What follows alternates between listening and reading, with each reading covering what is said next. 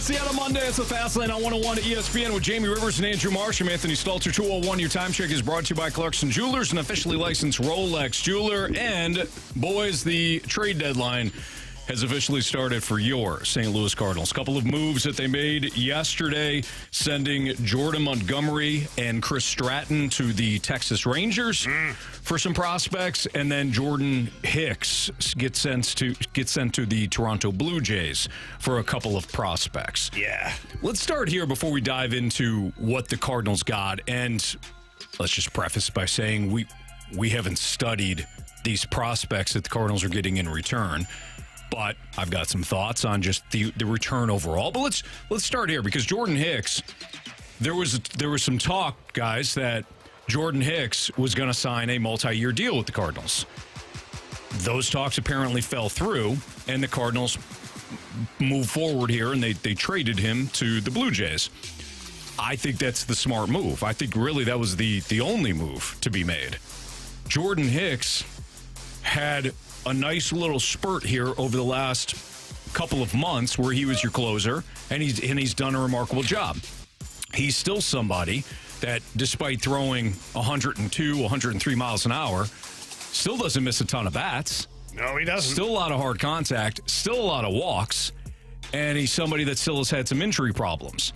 To bring him back in a multi-year deal, when you can circle back in the offseason and offer him a contract, not saying he'll accept it, but when you can at least circle back and give him a contract, make him an offer in the offseason, I thought it would have been asinine not to trade him at the deadline. So just before getting into the return on this, I think that was the smart and only decision that the Cardinals should have made in terms of trading Jordan Hicks.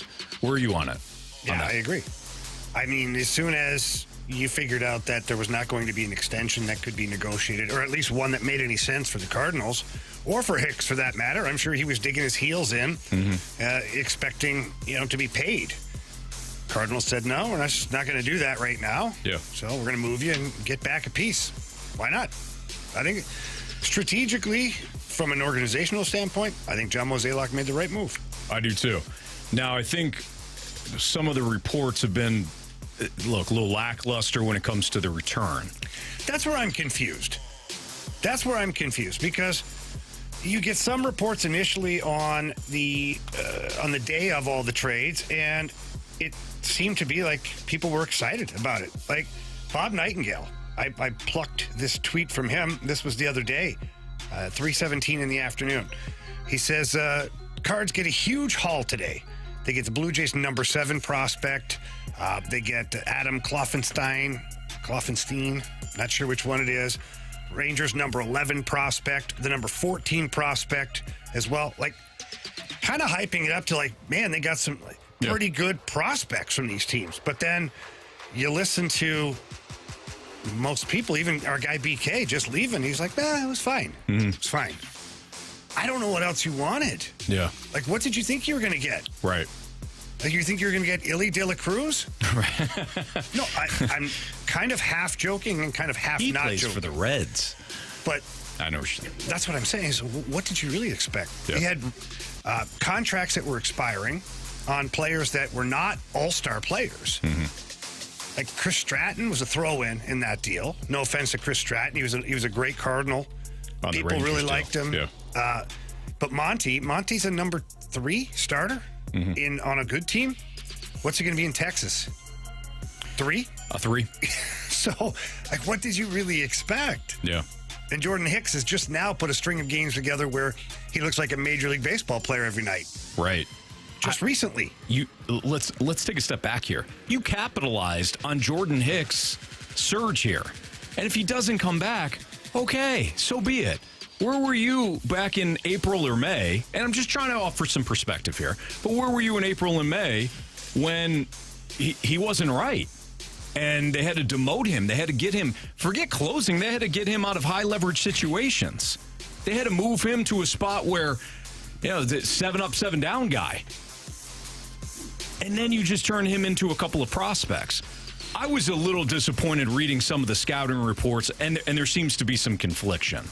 One, Katie Wu of The Athletic talked to some of her sources that have said, yeah, he's a high strikeout guy. And Keith Law kind of broke it down. He's like, yeah, he's not that much of he doesn't miss bats, right?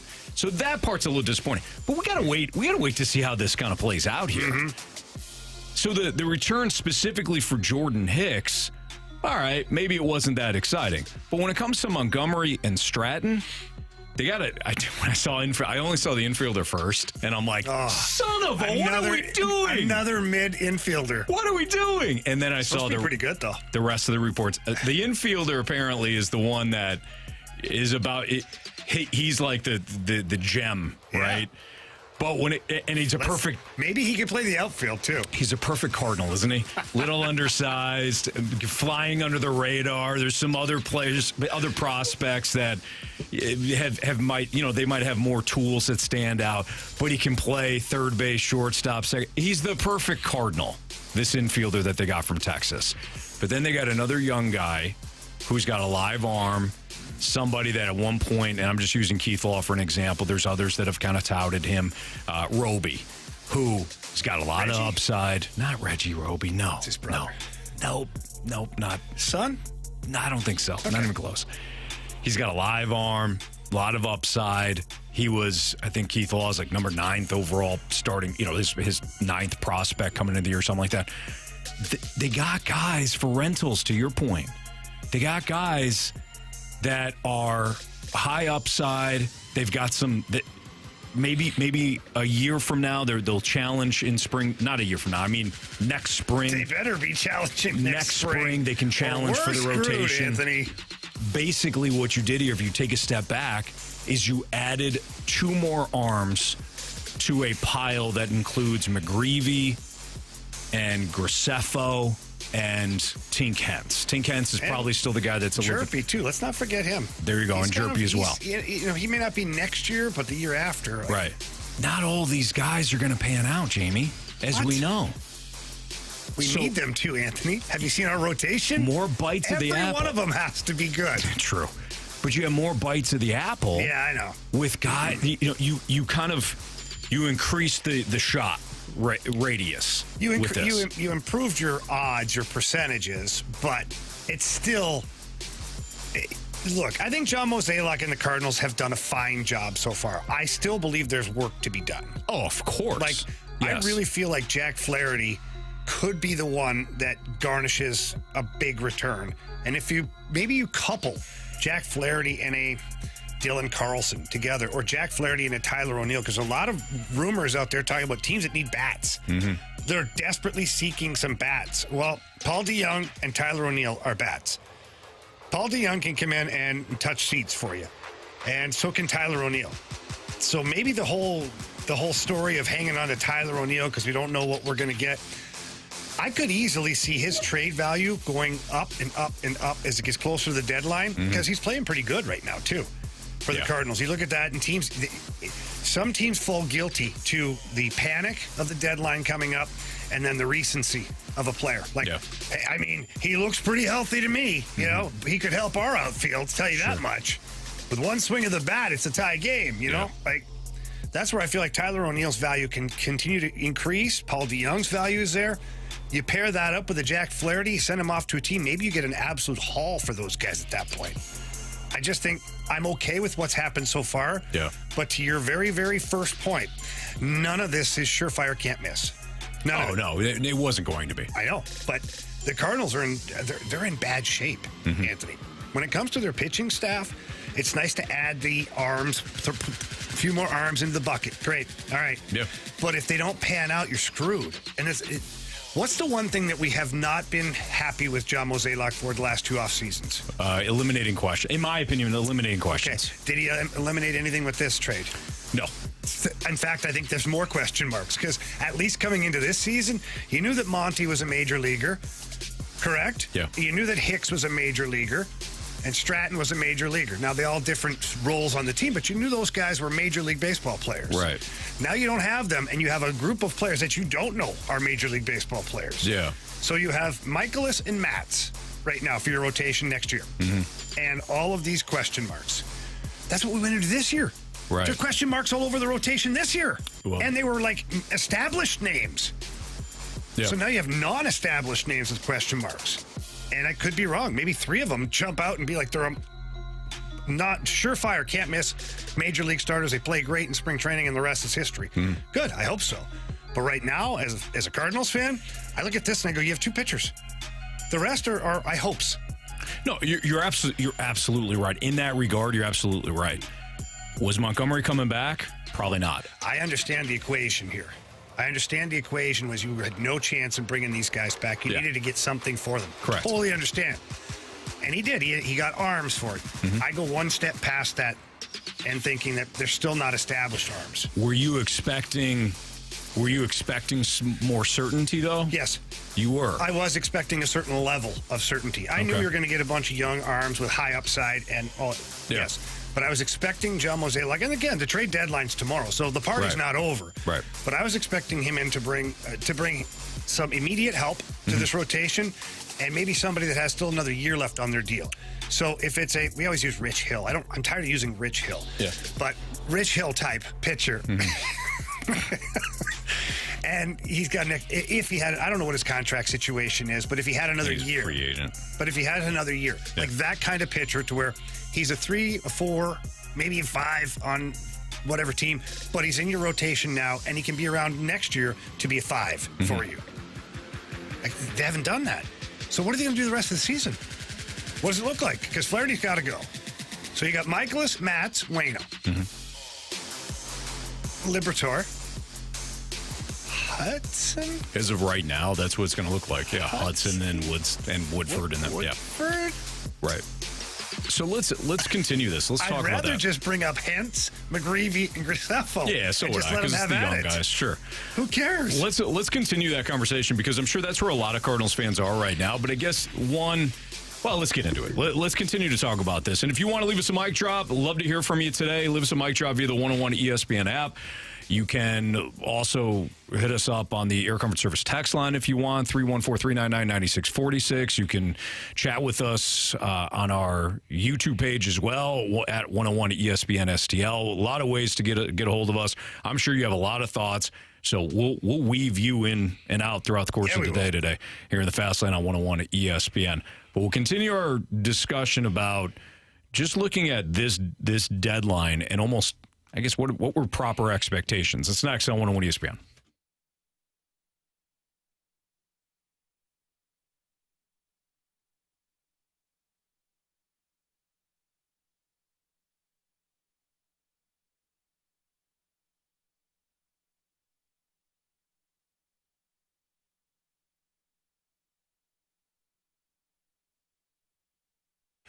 Fellas, if you are out there currently in need of ED meds, but you're paying way too much for them, stop it. Stop it. You know what I'm talking about, too. That little blue pill, the little chewy things, they cost a whole lot of money, but you don't care, right? Well, you should care. You can get over to the medicine shop in St. Charles. They've got sildenafil for less than $2 a pill. I've seen it advertised several other places, but not for under $2 a pill. Prescription is required. And if you have any other medicines that you require on a regular basis, or anything that you're getting from the pharmacy as far as your prescriptions are concerned, well, the medicine shop in St. Charles has free, discreet shipping and delivery to your home or your workplace. It's a fantastic service. I take full advantage of this. It's great for people who have busy schedules or kids in sports and just have a hard time getting to the pharmacy. Please take advantage of that.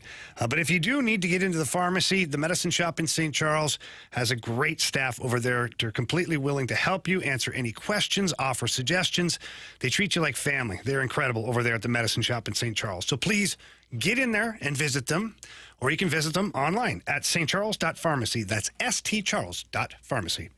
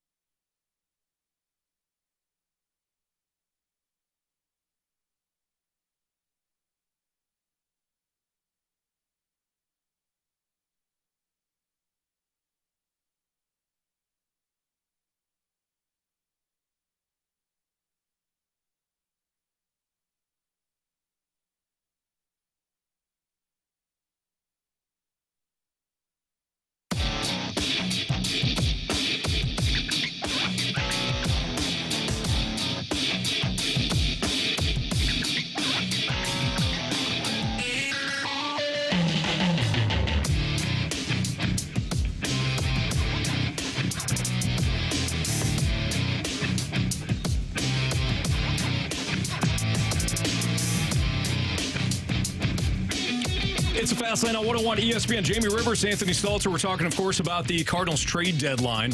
And Jamie, we had ended last segment talking about how you were expecting so a little bit more certainty. Now, you also noted that the trade deadline isn't over. Jack Flaherty is likely to be dealt at some point. Maybe Paul DeJong, maybe Tyler O'Neill, maybe somebody else. Jack Flaherty, I would think for sure. So maybe that certainty is coming. Now, I don't want to talk out of both sides of my mouth here because over the last couple of weeks, have been saying you're going to get something in return for some of these guys.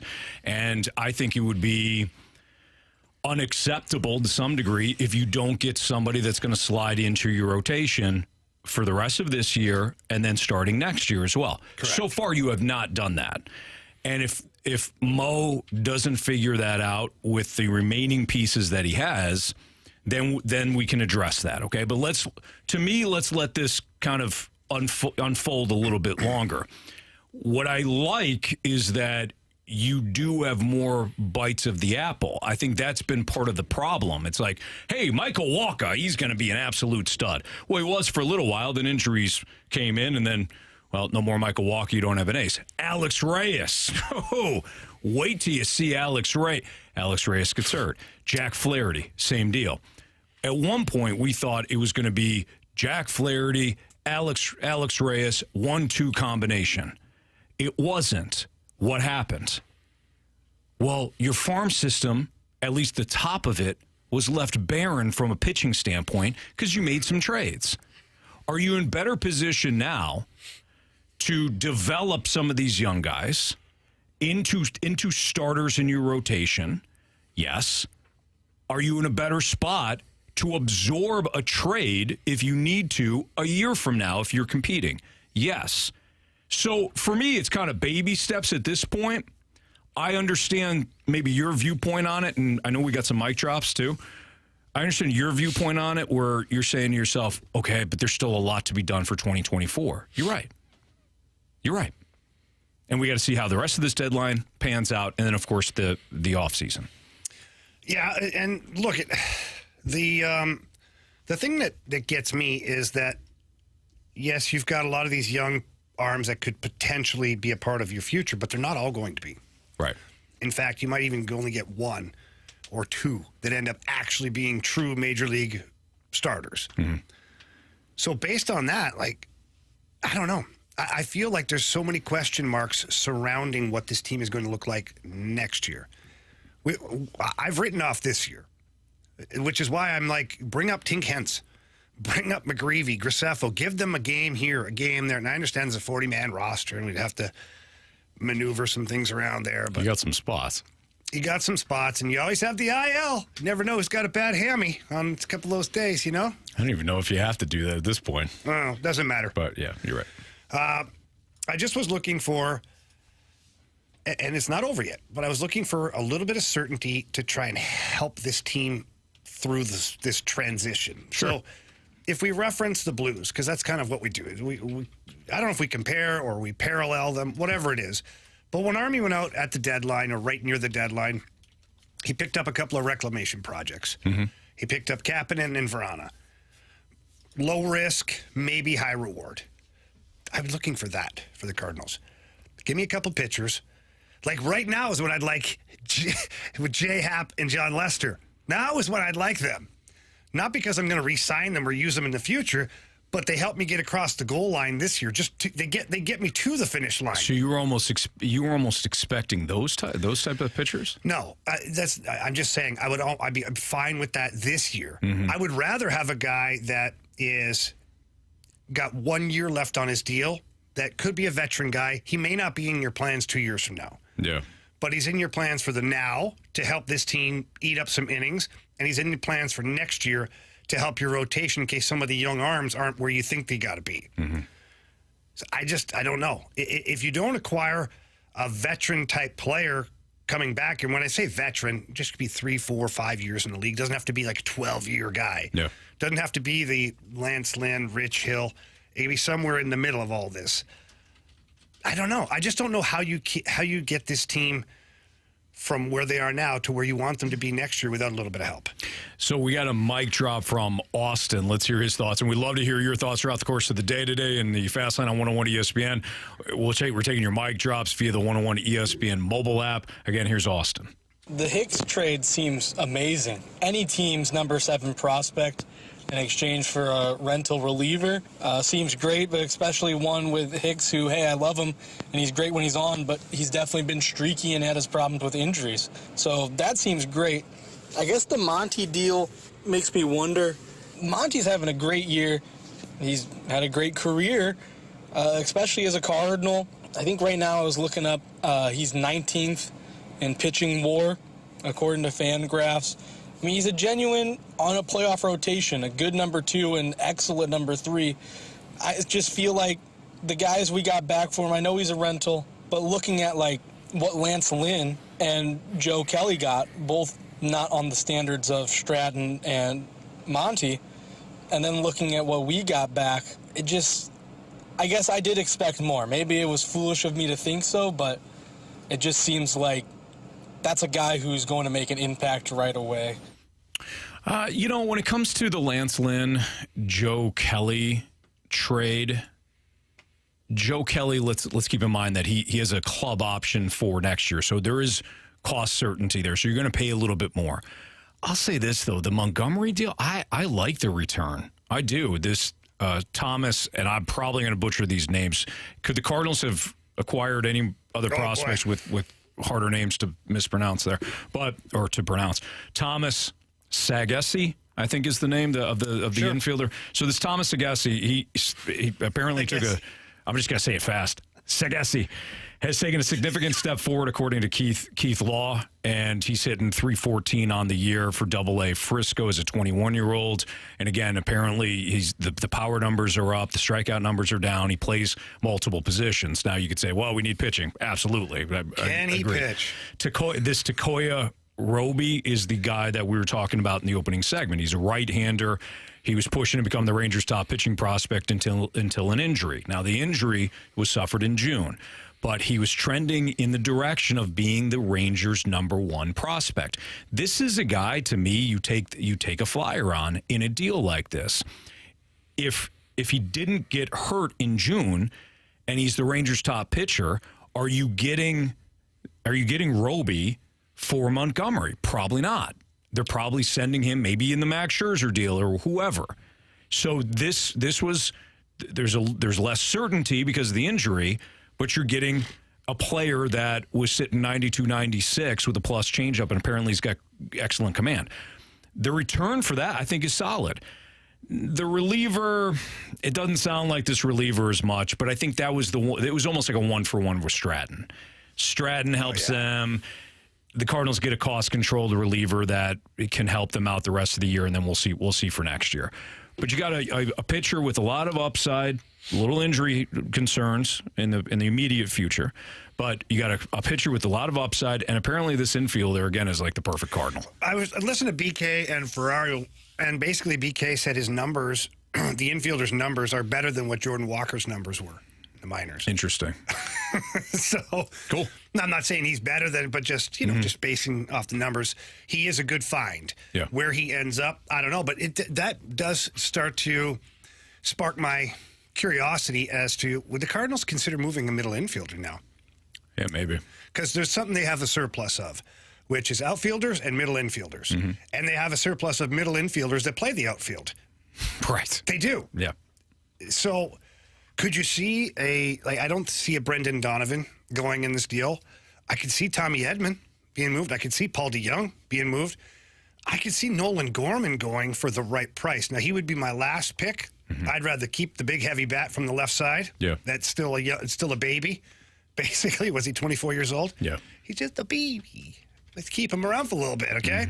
But it just kind of makes you scratch your head going, I wonder why they picked up this middle infielder, or was he just the best talent available and they said, screw it, we'll play him wherever. Yeah, and I think that's important, Jamie. I think what you just said is like, oh, we need immediate pitching needs. Okay, great. Well, the Rangers might not have that, but the Rangers are also offering the best pool of prospects. We have no idea what another team was asking for or was offering for Jordan Montgomery and Chris Stratton. I'm assuming that this was this was the best offer. So why would you pass on a good prospect take the good player. because he's an infielder? He's 21 years old. got We have tons of no team idea what's control. exactly 2 years from now. We have no idea where it's going to be. So I like the return from Montgomery. The Hicks one. The Hicks one doesn't seem as I don't impressive. even care about that, Anthony. But Think about it. Hicks has only put together a month of exactly good baseball. You rode the wave with Hicks. You rode a good wave, and you got 2 prospects out of it. Maybe one of these guys is a back-end starter someday, and the other is a reliever. Okay, great. Maybe only one of them pans out. Still, the Hicks deal, it needed to happen. I was almost more happy that Hicks was dealt and less concerned about what the prospect was, because that was the right decision to me based on what Hicks was doing. That's why that's why I don't even care. Like, you got something for him. If it pans out, great. If not, at least you tried. Yeah, absolutely. All right, more of your mic drops and reacting to the Cardinals' 2 moves. And where's Jack Flaherty going to wind up? That's next on 101 ESPN.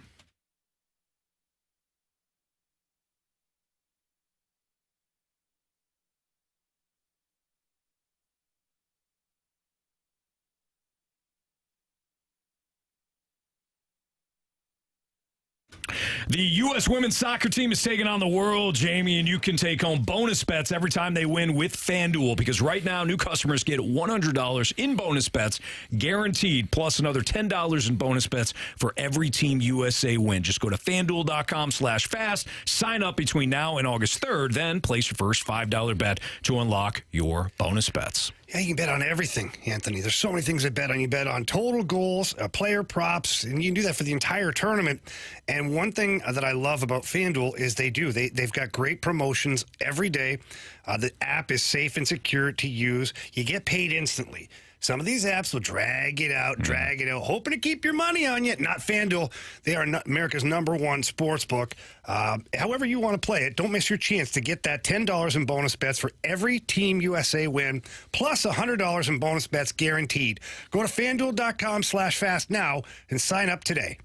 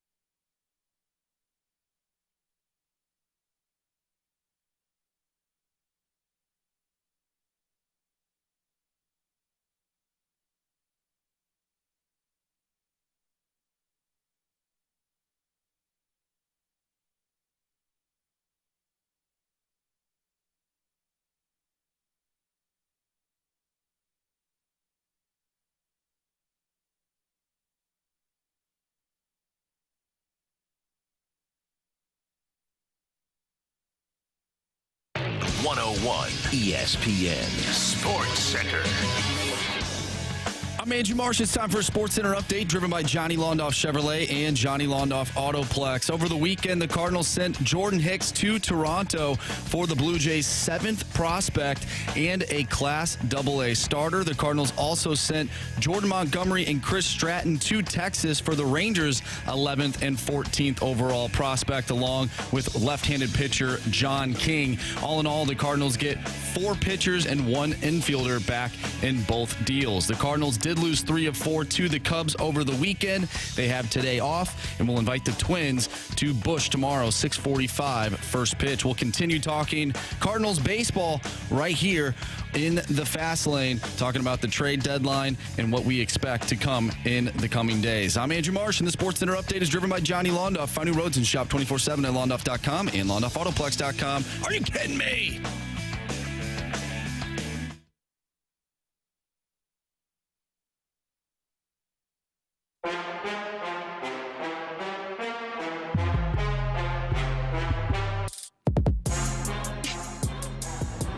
Good afternoon, guys. I think what's going to happen with all these prospects that John Mozeliak is acquiring is in the offseason, he's going to come back and tell us that the Cardinals don't want to block anybody's path to the big leagues and that they want to take a long look at each one of these prospects. And that's why they won't go big in the free agent market.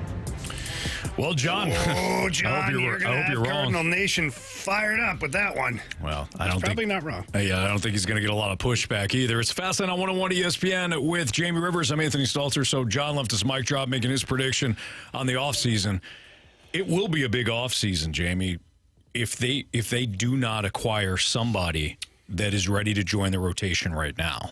I mean, that's just it's obvious. You've got 2 guys. You've got Matz. And Matt's, again, with a really nice let's give him start some again props. yesterday. Yeah, all those times you said those things about Steven Matz weren't nice. They're accurate. But anyways. Yeah, he pitched well again yesterday. Yeah, his last 5 starts have been really good. He has done a great job since re-entering the rotation. Mm-hmm. I would still look to... Well, you got 2 guys. I'll just say that. You have 2 guys. Mathematically, Anthony, you can't go the season like that. Right. Does Waino resign? Oh, boy. I don't think so. No, I think Adam Wainwright is ready for retirement. I think he mentally. You never know. You never know with Waino, but yeah, that was just being a donkey there. My bad. You're gonna have to pay for an ace. Nothing was going to change that going into this deadline, Jamie. For anybody that thought, and I don't know anybody that did, but if there was somebody out there that said, "Well, you're gonna get an ace or a future ace with Montgomery and Hicks and Stratton," your expectations needed to be lowered there. The only way that they're going to get an ace is by signing one in the offseason or trading for one in the offseason. Well, you're not trading for one. If you trade for one in the offseason, it's going to hurt. Yeah. More likely than not, you're going to have to sign one. If you can't sign one, you better be looking at a couple of one-year flyers. And I know that doesn't do anything. That doesn't do much for people. That's not the solution this time, Anthony. I get it. Well, it might be. It can't be. It might be. It can't be. You want to give? Okay, John Mozeliak's on record saying 2024. We're gearing towards 2024. Mm-hmm. You better be good in 2024. If you don't sign, okay, so they need to sign an ace. Period. Yeah. Dot. It's easy. I've told you already. I called the DeWitts and I told them exactly what to do. Aaron Nola goes to the Phillies, goes back to the Phillies, and Blake Snell signs with the Yankees. Right? Well, then that's shame on you. Okay, but you missed out on those 2 guys. You had enough money to get one of them. You do. But Aaron Nola loves Philadelphia, and Blake Snell always wanted to pitch in the Big Apple. So you didn't get either. You just made that up. You didn't get either guy. You just made that up. What are you going to do now? I would rather see one-year deals as opposed to 5-year deals at $80+ million for average pitchers. Who are you getting on a 1-year deal that you would consider an ace? Because if he's an ace, no, we're not talking about it. The only 2 aces that are available are Nola next year and Snell. Who are you trading for that's an ace? That legitimately you're happy with the deal? Verlander, because he's got 1 more year after this? I mean, he would be an ace. Yeah, he absolutely would be, but he's also going to cost you a boatload of money and a boatload of prospects. Sure. Which your cupboard of prospects is big now. Like you've got a surplus of players. Right. Maybe not a surplus of pitchers, but you do have a surplus of positional players for sure. But I don't know if that gets it done. I don't know who's. I don't know if Verlander's the guy. Well, I don't know who's going to be available. And he's like, yeah. You're going to have to get creative for next year. There's a lot of work to be done here. A lot of work to be done. I hope that it doesn't cost them a young hitter like Nolan Gorman. If it costs you Newt or it costs you an Edman. I'm okay with Gorman, but not on a one-year flyer. Oh, no. Like if I'm trading Nolan Gorman, I'm getting a young, cost-controlled number one. Doesn't have to be an ace, but getting a number one. And to your earlier point, who's giving that up? Why would you? Right. Unless you have a surplus of these, these unicorns. Which no team does. No team does. Or unless you need offense that bad that you're willing to go, ugh. Yeah. Seattle has a lot of good young pitchers. Seattle might make sense for the Cardinals but I this don't offseason. see aces over there. You're not going to get an ace. I know. You're going to have to pay for an ace. You're going to have to pay for Nola or Snow. So let's go back to the beginning of the story then, where I said, I told the DeWitts already, Nola or Snell. You got to be in on both of those guys. And if at one point you have to decide one or the other, fine. But you should be in on both of those guys to the very end. And if by some chance you get them both, it's a lot of money. I don't know if the DeWitts would do that because that's like almost New York Mets kind of strategy. But you got to get one of them. I agree. I completely agree. Do you think I'm pushing back at all on that? Yeah, I'm with you 100%. Defensive. I just want to make sure that we're on the same page, Jamie. Yeah, we were. I feel like we are now. We were the whole time. I just wanted to make sure that I was direct with my questioning. Like, hey, you realize you and I are on the same page with adding one of those guys, right? Yeah. All right, cool. But you had already sent them to other places. And I didn't like that. Well, I was throwing out a hypothetical of what probably will happen. By the way, Aaron Savali from the Guardians just got dealt to the Rays for Tampa Bay's number 4 overall prospect, according to Mark Feinsand. Aaron Savali, I don't know what his contract is. Aaron Savali's having a fantastic season for the Guardians. Now, not a household name. I wouldn't describe Aaron Savali as an ace. But I wonder what the contract is. Bear with me real quick here.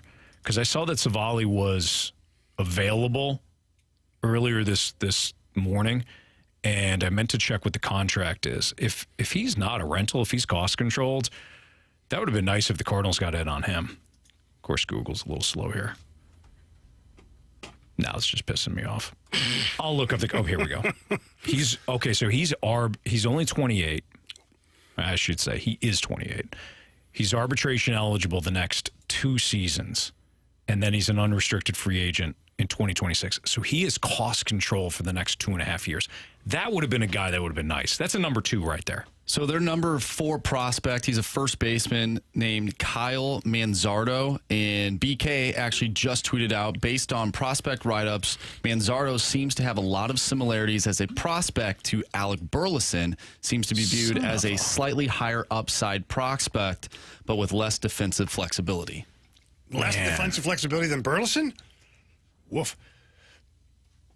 I would have traded Alec Burleson for Aaron Savali yesterday, 2 days ago.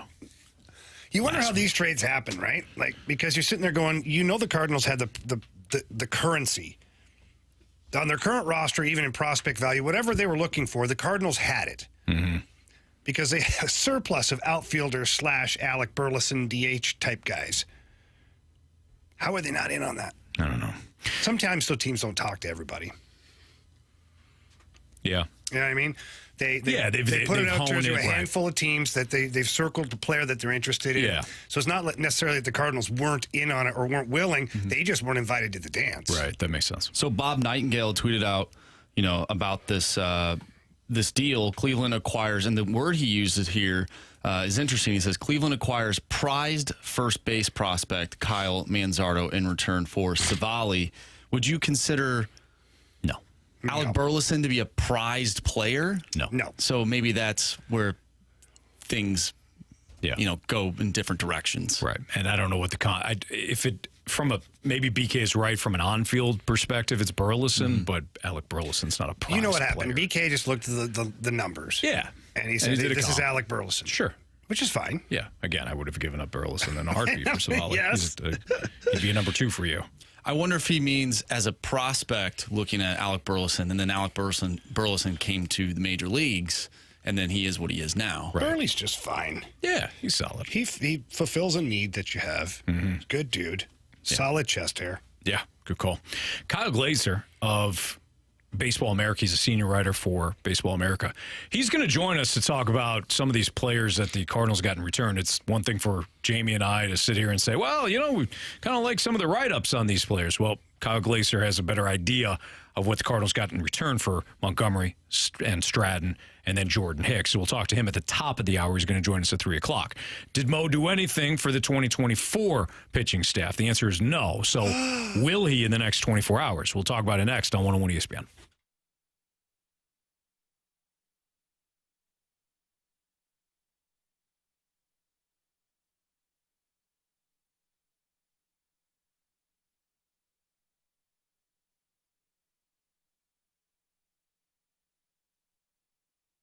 Fellas, let me tell you something. Low testosterone is no joke, and you need to get it looked at immediately. That's what my guy Anthony and I did. We went over to Mentality, the West County location. Anthony, he's at the South County location too. But we walked in there and described our symptoms, feeling fatigued, overwhelmed, irritable, sat down with a board-certified physician. And the best part about it, Anthony, and I don't know if it's for you, but they asked me questions. I got to know more about myself in a short period of time, and then they were able to help me with a solution for all that. And there's no shame, right? You get your it's a medical thing, right? So you get your results back. Jamie found out he had low testosterone. I did as well. And it's like, okay, whoa, now that I know, what can I do about it, and will it work? Well, they told me what we could do about it. Hopped on their program. Jamie, I'm telling you, the weekends, kids running around, all that stuff, I still want to get down the yard work and everything. I'm still going like 6 o'clock at night with yard work and stuff. I'm like, okay, this is fantastic. But I feel better. That's the main thing. I feel better. I feel more energized. I feel more locked in. I feel like I did when I was, 10 years younger, which is huge. I know you feel the same way. Yeah, it's amazing what it's done for me. From a physical standpoint, lost weight, gained muscle, look and feel good. But from a psychological standpoint, I feel so much better. And it worked for us. It needs to work for you. So visit either location. Tell them that Jamie Rivers and Anthony Stalter sent you in. If you can't get there in person, get there online at lowtusa.com. That's Mentality at lowtusa.com.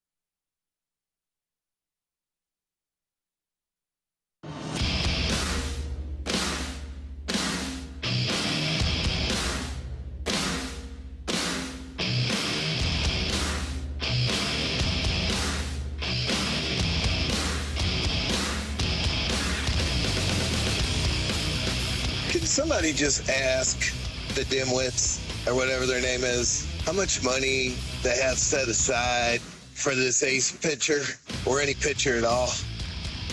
All right, that was David. That was a point-blank question, guys.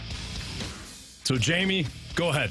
Go ahead and ask the DeWitt family how much they have set aside for the ace pitcher or any pitcher for that matter. I mean, I can ask them. I don't think they're going to answer me right now, Anthony. Probably not. No, probably not. They're a little busy. Yeah, I would say so. So Mo, thus far, has not done anything for the 2024 pitching staff. We don't know what's left to come over the next 24 hours. Jack Flaherty could get dealt, probably will get dealt.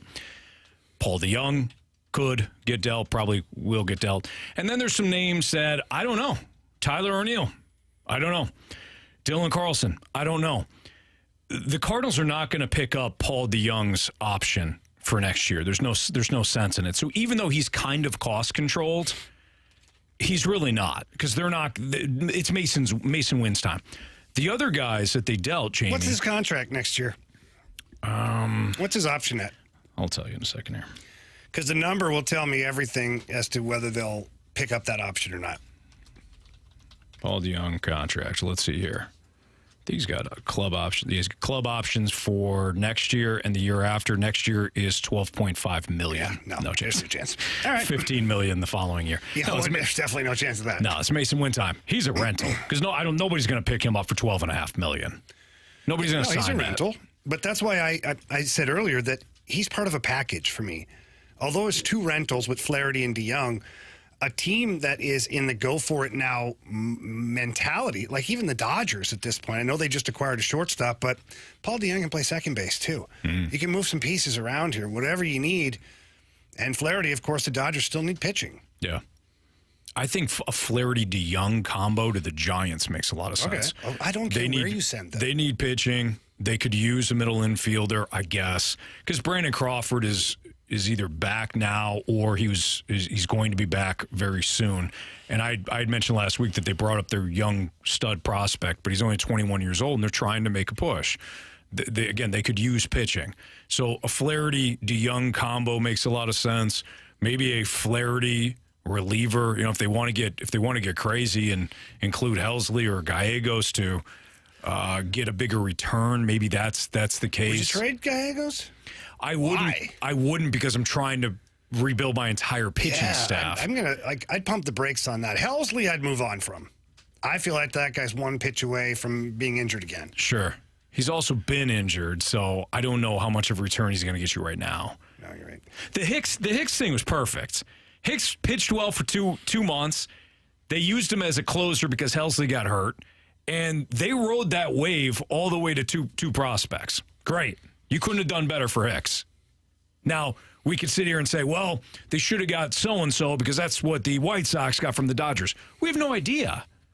We have no idea what the Dodgers were looking at, what the White Sox were looking at, what any other team in any other trade, what they were specifically looking at or targeting. I have to assume that the Cardinals said, okay, we've got 3 offers for Montgomery and Stratton. The Rangers are the best offer. Let's move forward on this. Otherwise, it's an act in it's a moot point to just go over what other teams got for other players. It's just it doesn't make any sense. All right, do we have more mic drops, Marsh? All right, we're going to play more mic drops here in a second. But we're talking throughout. By the way, Kyle Glaser is going to join us, senior writer for Baseball America. He's going to join us in about 5 or 6 minutes here to talk about the young prospects that the Cardinals got in return. I am very interested to see what the Cardinals get for Jack Flaherty. And maybe that's the moment, again, if they pair him up with somebody else, maybe that's the trade that gets them a young starter that's at AAA somewhere that is ready to join a big league staff, and that's a guy that you can plug in your rotation. What about a Flaherty-Carlson trade to the Mariners, and we're bringing back one of those young, already established pitchers? I forget his name. Flaherty and who? Carlson. Okay, so you're probably not getting Logan Gilbert for that. Why not? Logan Gilbert's going to command a lot more. He's established. All those guys that you're talking about are established, but Logan Gilbert would be the top guy. What do you think it would take there? Is that a Gorman? Gorman. Oof. Gorman and. Whoa. Probably Gorman and one of your young pitchers. Yeah, that's not happening. Nope. There's a huge difference. The guy's established and he's cost controlled. That is always going to cost more. That's what the Cardinals need. I know. They need that. I'm with you. More than they've got other pitchers. More than a guy who could maybe pitch next year. Yeah, I know. I hear you. But it's going to cost. It's going to cost more. I don't like your version. I know you don't, Jamie. I like apologize mine about way that. better. All right, we're going to take more of your mic drops after we talk to Kyle Glaser, but let's get him on the phone now. We'll talk to him about the Dickey's prospects. No, I don't think so. All right. Distant relative. Different spelling on that, maybe. Kyle Glaser joins us next. He's the senior writer for Baseball America. What exactly did the Cardinals get in return for Montgomery Stratton and then Jordan Hicks? And was it enough? Kyle will tell us next on 101 ESPN.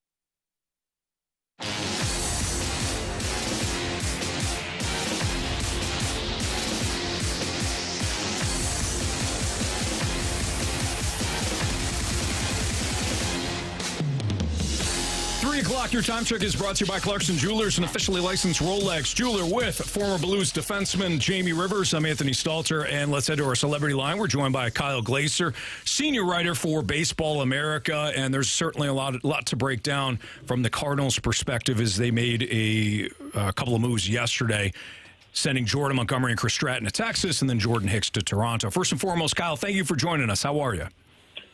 Doing all right. Glad to be back on with you guys. Oh, we appreciate it. So, Kyle, the big question, I think, for a lot of Cardinals fans right now is, did they get enough in return for Montgomery and Hicks? What are your thoughts based on the prospects that they got in return? Yeah, they definitely did. I mean, Jordan Hicks obviously is a very, very good hard-throwing reliever. They got two, solid potential starting pitching prospects back for him, both of whom are in Double-A and have proven their stuff plays against upper-level hitters and could potentially help the Cardinals sooner rather than later. And then you look at the Jordan Montgomery trade, T.K. Roby, the pitcher they got, he's got really good stuff and he's working his command, but I actually think the prize of that deal is Thomas Segasi, the infielder they received. The guy can just hit some more, and he's starting to grow into some power. It's not crazy to think that, all four of these guys could be in the big leagues in the next year or so, just because, again, they're upper-level guys. They've proven it, and then they've got real tools and real stuff. Some of these pitchers that the Cardinals received back, these prospects, what's the highest you think that they could project to be? Because the Cardinals right now, looking just at next year alone, have Michaelis and Steven Matz in the rotation, and that's it. They're going to need some immediate help. I'm just wondering if that immediate help is within this group. Yeah, I would say these guys have a chance to help sooner rather than later. It would probably be more in a filling out the rotation kind of role or impact bullpen role than a number 1 or 2 starter kind of role. Some Robert say is a really interesting pitcher. He's 21. He's born and raised in the Netherlands, non-traditional baseball background. He's got 5 pitches. He knows how to use them. He's got solid stuff. He's still got some room to grow given his unconventional background and his youth, but you can see a foundation here of a guy who, maybe is a solid back of the rotation starter, which every team needs. Adam Kloffenstein's a big Texas kid. He's got, a sinking fastball, cutter and slider are both pretty good. If it works the back of the rotation, awesome. If not, it should work in the bullpen. And Tekoa Roby's the guy that got the best stuff of all of them. He's up to 97. He's got a pretty darn good curveball that gets chase swings. Just needs to hone his command a little bit. So I think, you can see a scenario where all three of these guys maybe help fill out a rotation. We know pitching prospects are fickle. That probably won't happen. It might end up, one's in a rotation, 2 are helping in the bullpen. But all these guys have stuff and are legitimate prospects that can help in some form or fashion.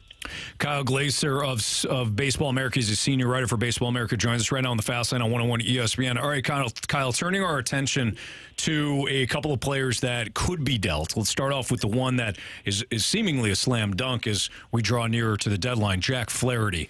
What do you think the Cardinals can get? And I'm not talking about specific players, of course, but just the idea, from a general perspective. What do you think the Cardinals can get for Jack Flaherty? Yeah, we're seeing that at this deadline. Again, every deadline's a little bit different with different dynamics at play.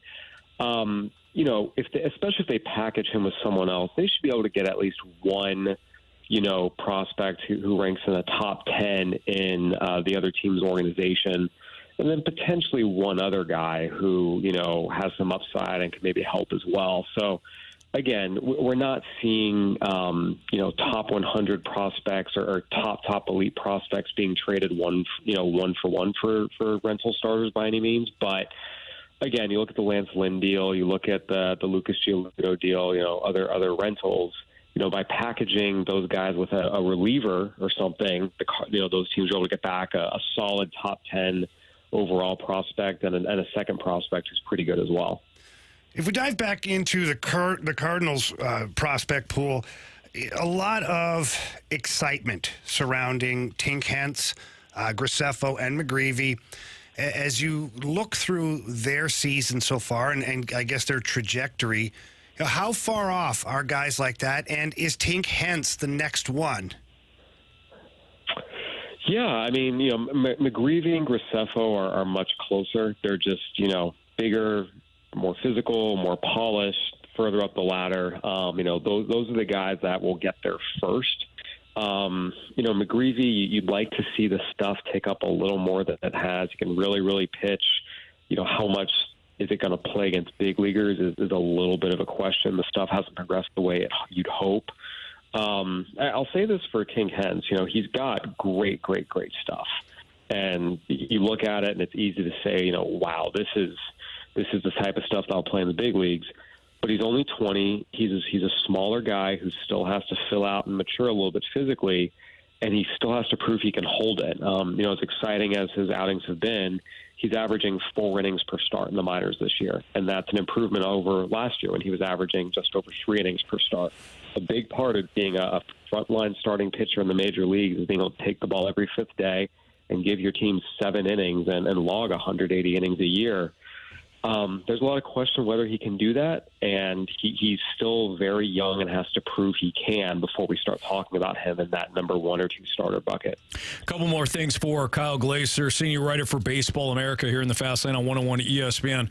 All right, Kyle, if I were to ask you one pitcher in the Cardinals farm system right now, so nobody that is on the big league level at this point, one pitcher out of the group of Graceffo, Roby, Jerpy, Reverse, McGreevy, that starts in the rotation next year after a good spring, who would that be? Yeah, I mean, again, a lot of it's going to depend on who takes off-season jumps. Sure. I think Graceffo is sort of the guy you look at in terms of, okay, upper levels, has some stuff. He's done okay at Memphis this year. Hasn't been great, but, if you told me he broke camp next year as the Cardinals' number 5 starter, it wouldn't shock me.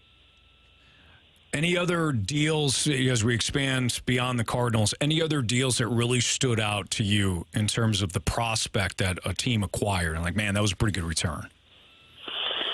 Yeah, I mean, I look at the White Sox return really in both cases, both for Lance Lynn and Joe Kelly, as well as what they got for Lucas Giolito and Ronaldo Lopez from the Angels. 2 rentals as good as Giolito and Lopez are.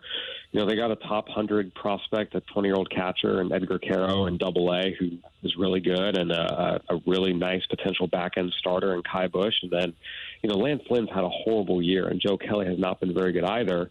And for them, they were able to get a really, really interesting pitching prospect from the Dodgers and Nick Nastrini, as well as a hard-throwing reliever in Jordan Leisure, who has a chance to pitch in their bullpen next year. So I think the White Sox so far are the team for me that has jumped out the most with both of those deals in terms of the prospect return they've received. Kyle, good stuff. We appreciate it. We appreciate your insights on some of these prospects that the Cardinals got in return yesterday, and maybe we'll circle back with you at some point as we draw closer and closer to the offseason. It's going to be an important one for the Cardinals, that's for sure. Yeah, no question about it, guys. Happy to join you anytime. Thanks. We appreciate it. All right, that's Kyle Glaser, senior writer for Baseball America here in the Fast Lane on 101 ESPN. Yeah, it certainly It was. always amazes me when we get guys on like Kyle, and they just know so much about the depth players, the prospect players. Because baseball's so different than hockey. Like hockey, you've got prospects, but you circle like 5 in the minors. In baseball, they're spread out over 3 different leagues. You've got your high school prospect as opposed to your college prospect. It takes a lot of work and research to have a clue as to what you're talking about. So it's always fun to get guys on like Kyle. No kidding. What was your initial reaction when he was talking about some of the guys that the Cardinals have internally? We got a text from the 636. LOL, that's not the response you want. They're still not there, bottom line. No, they're Who not. was that?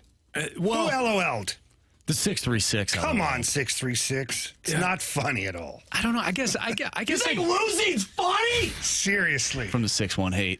I guess I got a little different perspective on this. I mean, I get the idea of, hey, you're saying you want to compete in 2024. Show me. Every Cardinals fan has every right to say that. John Mozeliak said that. Mo wants to contend in 2024. Okay. What are you going to do then? What are you going to do in the offseason? What are you going to do with the rest of this trade deadline to prove it to the fan base that you are going to contend in 2024? I view this as you've been broken for a while, for years. You've developed the offense. You got the lineup. You've got loads of offensive talent. Great. Your pitching has not been good enough for years. And you could talk about, well, it wasn't the pitcher's fault that in 2019 they lost in the NLCS. No, But the guys that Washington had shoved against you. Did you have that in return? No. It wasn't the offense, or it wasn't the pitcher's fault that you lost to the Dodgers. It wasn't the pitcher's fault that you lost to the Phillies. I get all that. You're still not good enough.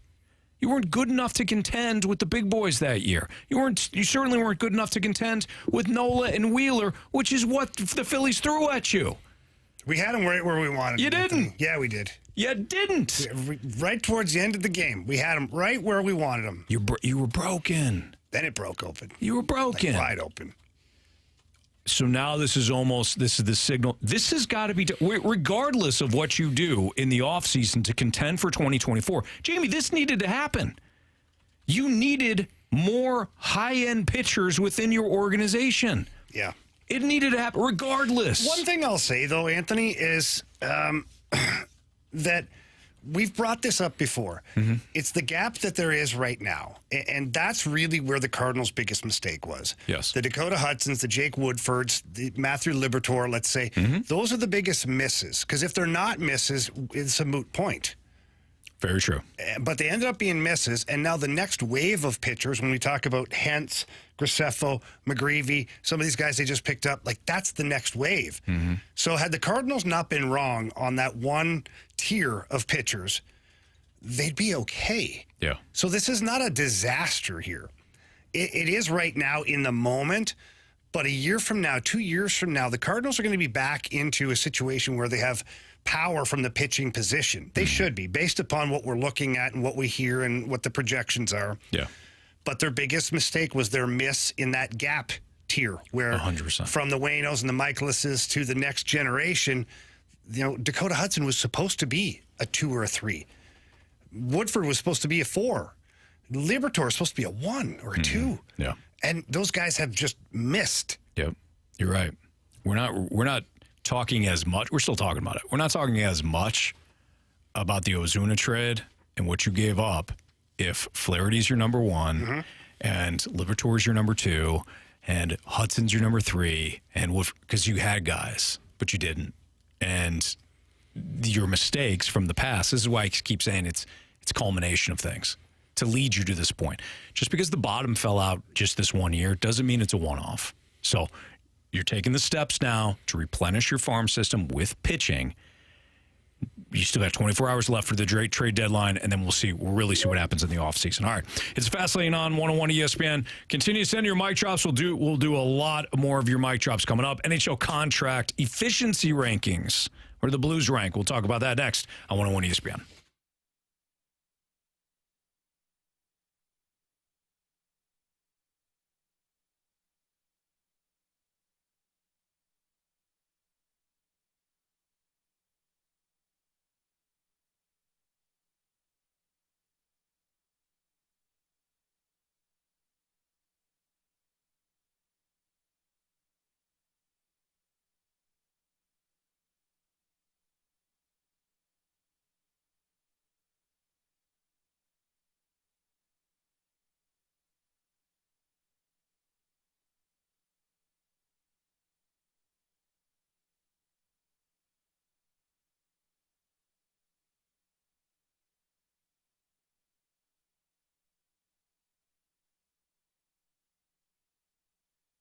It's the last day of July, but they got great deals going on throughout the month of August out in Herculaneum when it comes to Auto Centers Nissan, and you got to check them out. One location, too, one convenient location out in Herculaneum. You don't have to drive around the greater St. Louis or Illinois area looking for the right car.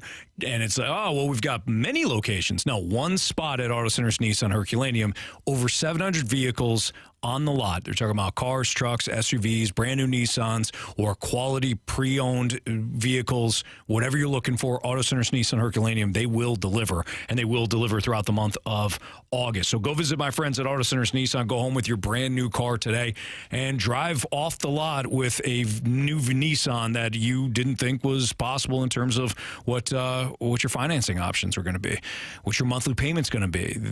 They were talking about people that are driving off the lots at Auto Centers Nissan Herculaneum in brand new vehicles that are much lower when it comes to a monthly payment than they thought possible.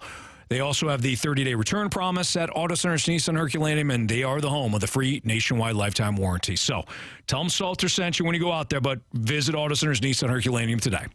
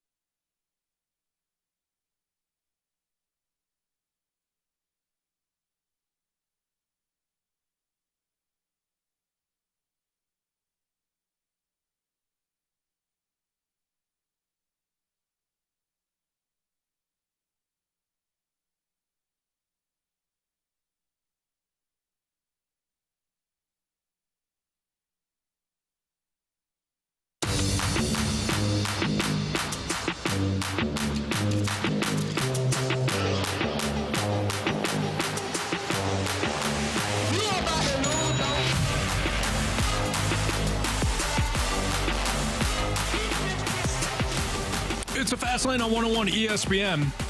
Jamie Rivers, Andrew Marsh, I'm Anthony Stalter, and we'll continue to talk about the Cardinals throughout the course of the show. In fact, we're going to be Cardinals heavy today. If you want to leave us a mic drop, you can via the 101 ESPN app. Great. We've already heard from a few of you. What do you think of the return thus far? Are you angry at Mo still? Are you still kind of waiting to see how this plays out? Send in your mic drop, and we'll play it throughout the course of the show. But the Athletic put together NHL contract efficiency rankings for 2023, which teams spend their most money wisely. The Blues, your St. Louis Blues, by the way, the Florida Panthers are number one on that list. The Blues, guys. They have a guy that really tipped the scales, though, last year. Yes, they did, Jamie. His name's Matthew Tkachuk. Yeah. Yeah. The Blackhawks were the worst at 32. Oh, that's hard to believe. Makes sense. The Anaheim Ducks, poorly run Anaheim Ducks, they're 31. The Columbus Blue Jackets, 30. And your St. Louis Blues, 29th. They're 26 last year. What do you make of this, Jamie? I don't make much of this stuff, honestly. It's so silly. It really is. I don't know. This is all the mathematical equations. This is Dom. I can't say his last name. And I got nothing against Dom. He's the mathematical equations guy over at The Athletic. He has no emotion or feeling towards anything that he prints. I shouldn't say that. He's not tied to any of the conclusions. He's got a lot of emotion. He cares about his work. He does a very good job, so I don't want to disrespect Dom for that. He relies on his program. What the numbers say, 100%. That's what he goes with. Yeah. And so when you put some of the numbers in, the numbers don't lie, but it doesn't necessarily, the projections for years to come don't necessarily make sense. It's a projection. Right. So if a player had an off year this year, and then next year had a bounce back. So let's just take a Vladimir Tarasenko, because we understand. I know he's not with us anymore, but he had the injury season. No, he's not with our team anymore. I believe he's still with us. I hope. The Senators hope too. Yeah. But he had a couple of those seasons that were kind of mid, some injuries. And so his projections following that were like, whoa, you know, I don't know. But then he fires off and has an 82-point season. So now what happens to those projections? So that's kind of where I'm at. And, you know, Dom has in here that the Braden Shen deal, you know, at the $6 million or whatever, 6.5, that's the one that's going to haunt the Blues. I don't know if I agree with that. Yeah, I don't either. From a simple standpoint, that Braden Shen had a fairly solid offensive year last year. He's arguably one of your best all-around players. Him and Pavel Buchnevich, I would argue that they're right there, 200-foot game. Braden Shen is a massive physical presence. He's a leader. None of that gets taken into consideration with this. All that gets taken into consideration is the stats that you read about, not the other stuff that actually win hockey games. Yeah. You know, showing a guy how competitive he is doesn't translate to the equation here. So I don't know. The salary cap going up, probably $4 or $5 million next year. I think Braden Shen's deal at 6.5 is going to look like a deal. And the same thing can be said for Colton Parayko. Now, Colton Parayko had a down year last year, so it has his value as a current. Like, he should be making $1.4 million. That's just absurd, first of all. It's absurd to imagine that Colton Parayko is only worth $1.4 million. Yes, he had a bad year. But if I'm projecting forward, Colton Parayko is going to be substantially better next year. I'm going to tell you that right now. And his contract in a year or two from now is going to be a deal. It's going to be a bargain, because you're going to get players who are 5'6" defensemen making $6 million because of where the salary cap is, because that will drive salaries upward. So, again, it's a bit of a guideline for certain things, but overall, it's not a perfect way of comparing these contracts or the team's payrolls. I do find it interesting, though, because the Vegas Golden Knights, I've mentioned a number of times of how they've constructed their roster to where, like, they're top heavy on both the forward and defense, and then they just fill out with depth. That's kind of the way they've done it here. Chandler Stevenson, he's their biggest value. The model, he has the biggest value at $7 million. What's funny is, you know, Alex Pietrangelo, and this is where, to me, it gets kind of silly. Alex Pietrangelo makes $8.8 million. He's the worst contract for the Vegas Golden Knights, based on this mathematical equation. Right. That doesn't make any sense. Do the Vegas Golden Knights win the Stanley Cup without Alex Pietrangelo? No. Not on your life. So how can you reference this? Yeah. Well, You don't win the damn cup without him. Jamie, it goes back to your original point, Ivan though. Barbashev is the worst one up front. Do the Vegas Golden Knights win the Stanley Cup without Ivan Barbashev? Probably not. No, they don't. They don't. So this is why, for me, I throw it in the bucket of information, not gospel. Yeah, but I think that's a good way to look at it. And this is somebody that does construct his articles based on his algorithm, whatever that is. And there's statistics that line up, and then he looks at how much somebody is making. Maybe there's something to this over the course of 3 years, but on just a 1 year thing, I think you're proving that just a 1 year sample size, an exercise like this probably doesn't make sense. It's difficult. So if we get away from some of the other teams, and now we scroll down and isolate the Blues, and we can break down a few things here because they are relevant. It does show where a player is at currently. It doesn't necessarily show where he's going to go, but based off of last season and last season alone, it kind of shows you where they're at. Pavel Buchnevich is the most value for his contract. He currently makes $5.8 million. The model that Dom has set up, or The Athletic has set up, values him at a $9.4 million player. I would agree with that. I think Pavel Buchnevich exceeds what his contract is. Mm-hmm. You know, he had some injuries last year, but he was a point-a-game guy. Oscar Sundqvist, his value is through the roof because he's being underpaid right now. So, you know, some of the value that you have here in some of these contracts aren't being represented quite properly. Sammy Blais, that's a good value, but then where this starts to go bad is Nathan Walker, Mackenzie McEachern, and Kasperi Kapanen. All these guys that, you know, are prove-it type players are on the negative. Now you've got Jordan Kyrou, who projects to be a $7.3 million player as opposed to an $8 million player. Are we splitting hairs here a little bit? I mean, I know that $700,000 is a lot of money, but on the defense is where it goes bad for the Blues, according to these equations. Robert Bortuzzo makes $1 million. They have him valued at $800,000. Marco Scandella makes $3.3. They have him valued as an $800,000 defenseman. I don't necessarily disagree with that. Marco Scandella has work to do. It's not because he can't play. He just hasn't been healthy enough to play. And that's where the projections go south for Marco Scandella. Justin Falk, I think that, the model has him valued at $3.7 million. He's playing over 20 minutes a game. And he was one of your best defensemen, if not your best overall defenseman last year. So I get to where the mathematical equations kind of factor into this, but I don't know. I think that there's work to do for some of these players. I think Torrey Krug, Nick Leddy, Justin Falk, and Colton Parayko all have a lot to prove this year coming up. I think that's fair. Jamie Rivers, Anthony Stalter, it's the Fast Lane on 101 ESPN. We're going to do deadline dealers. We're going to have some fun with some questions relating to the MLB trade deadline. We'll do that next on 101 ESPN.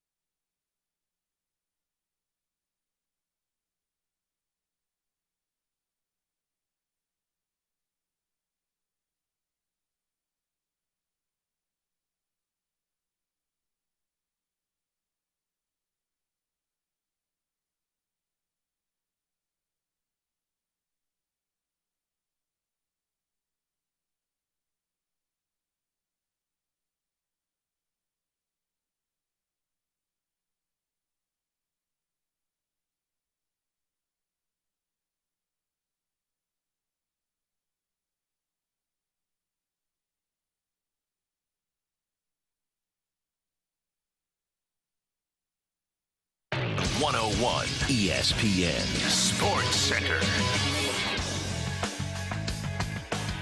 I'm Andrew Marsh. It's time for a Sports Center update brought to you by Saliga Heating and Cooling. Over the weekend, the Cardinals traded Jordan Hicks to Toronto for the Blue Jays' 7th overall prospect and a Class AA starter. They then traded Jordan Montgomery and Chris Stratton to Texas for the Rangers' 11th and 14th overall prospects, along with left-handed pitcher John King. All in all, the Cards get 4 pitchers and 1 infielder in the deals. The Cards did lose 3 of 4 to the Cubs over the weekend. They have today off. However, they are back in action tomorrow, taking on the Minnesota Twins. First pitch is at 6:45. We talked with Kyle Glaser of Baseball America, senior writer. If you missed that interview, make sure you go to 101ESPN.com or check out the 101 mobile app. You can find it there.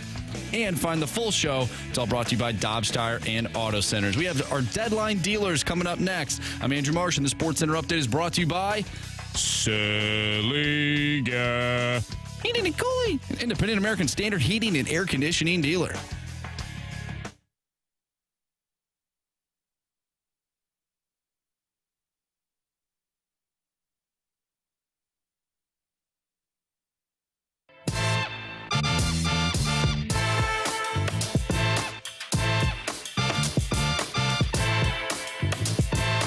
Boys, let's have a little fun with the trade deadline. Let's talk about some deadline dealers. Marsh put together a series of questions for us based on the MLB trade deadline. And take it away, Marsh. Fire away. All right, first question for you two gentlemen. Which trade over the weekend will have the biggest impact on a team come October?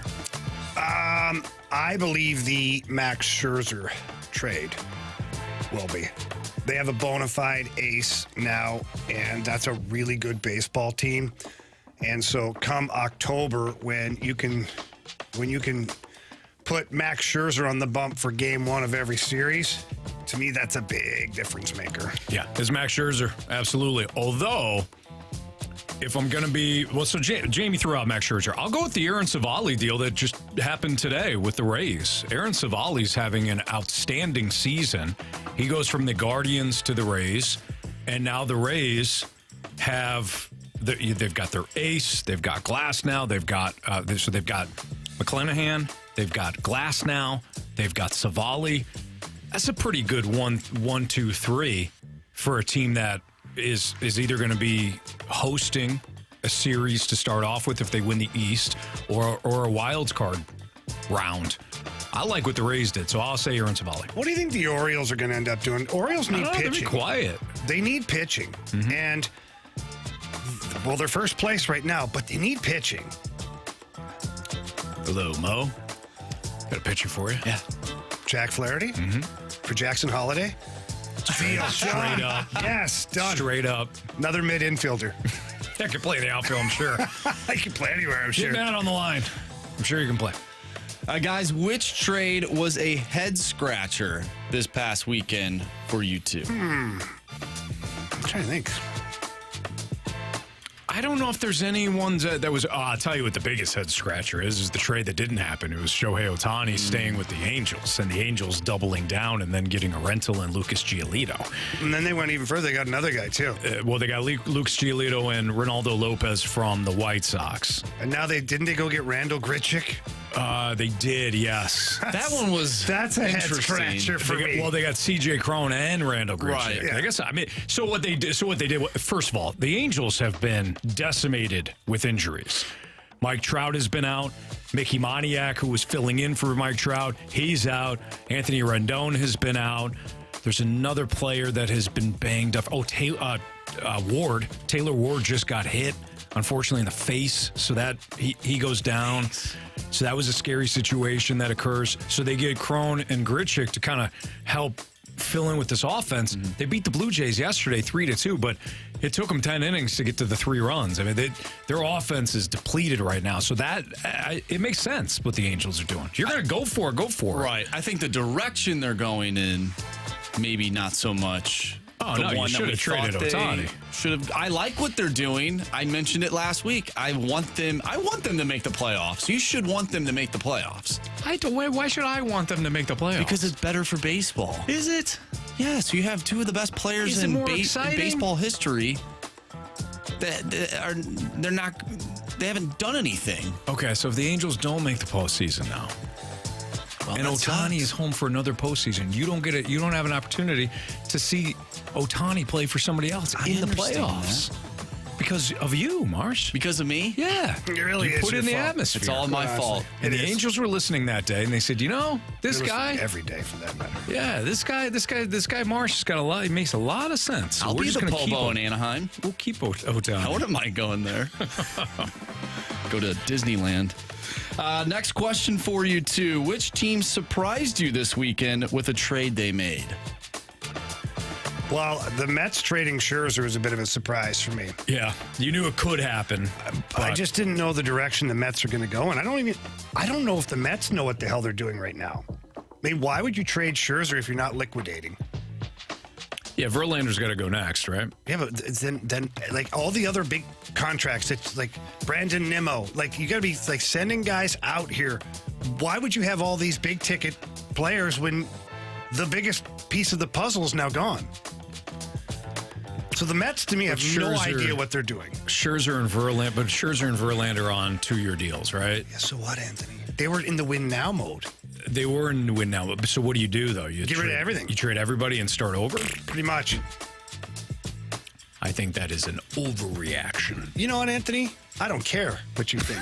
I know that. I absolutely couldn't care less. Jamie, I know. You tell me every day. You tell me before the start of the show that you don't care what I have to say. You tell me during the show, and then don't worry for like some that. reason we were walking outside to our cars every day, and you said, "Hey, I hope you have a good night." By the way, I don't care what you have to say ever.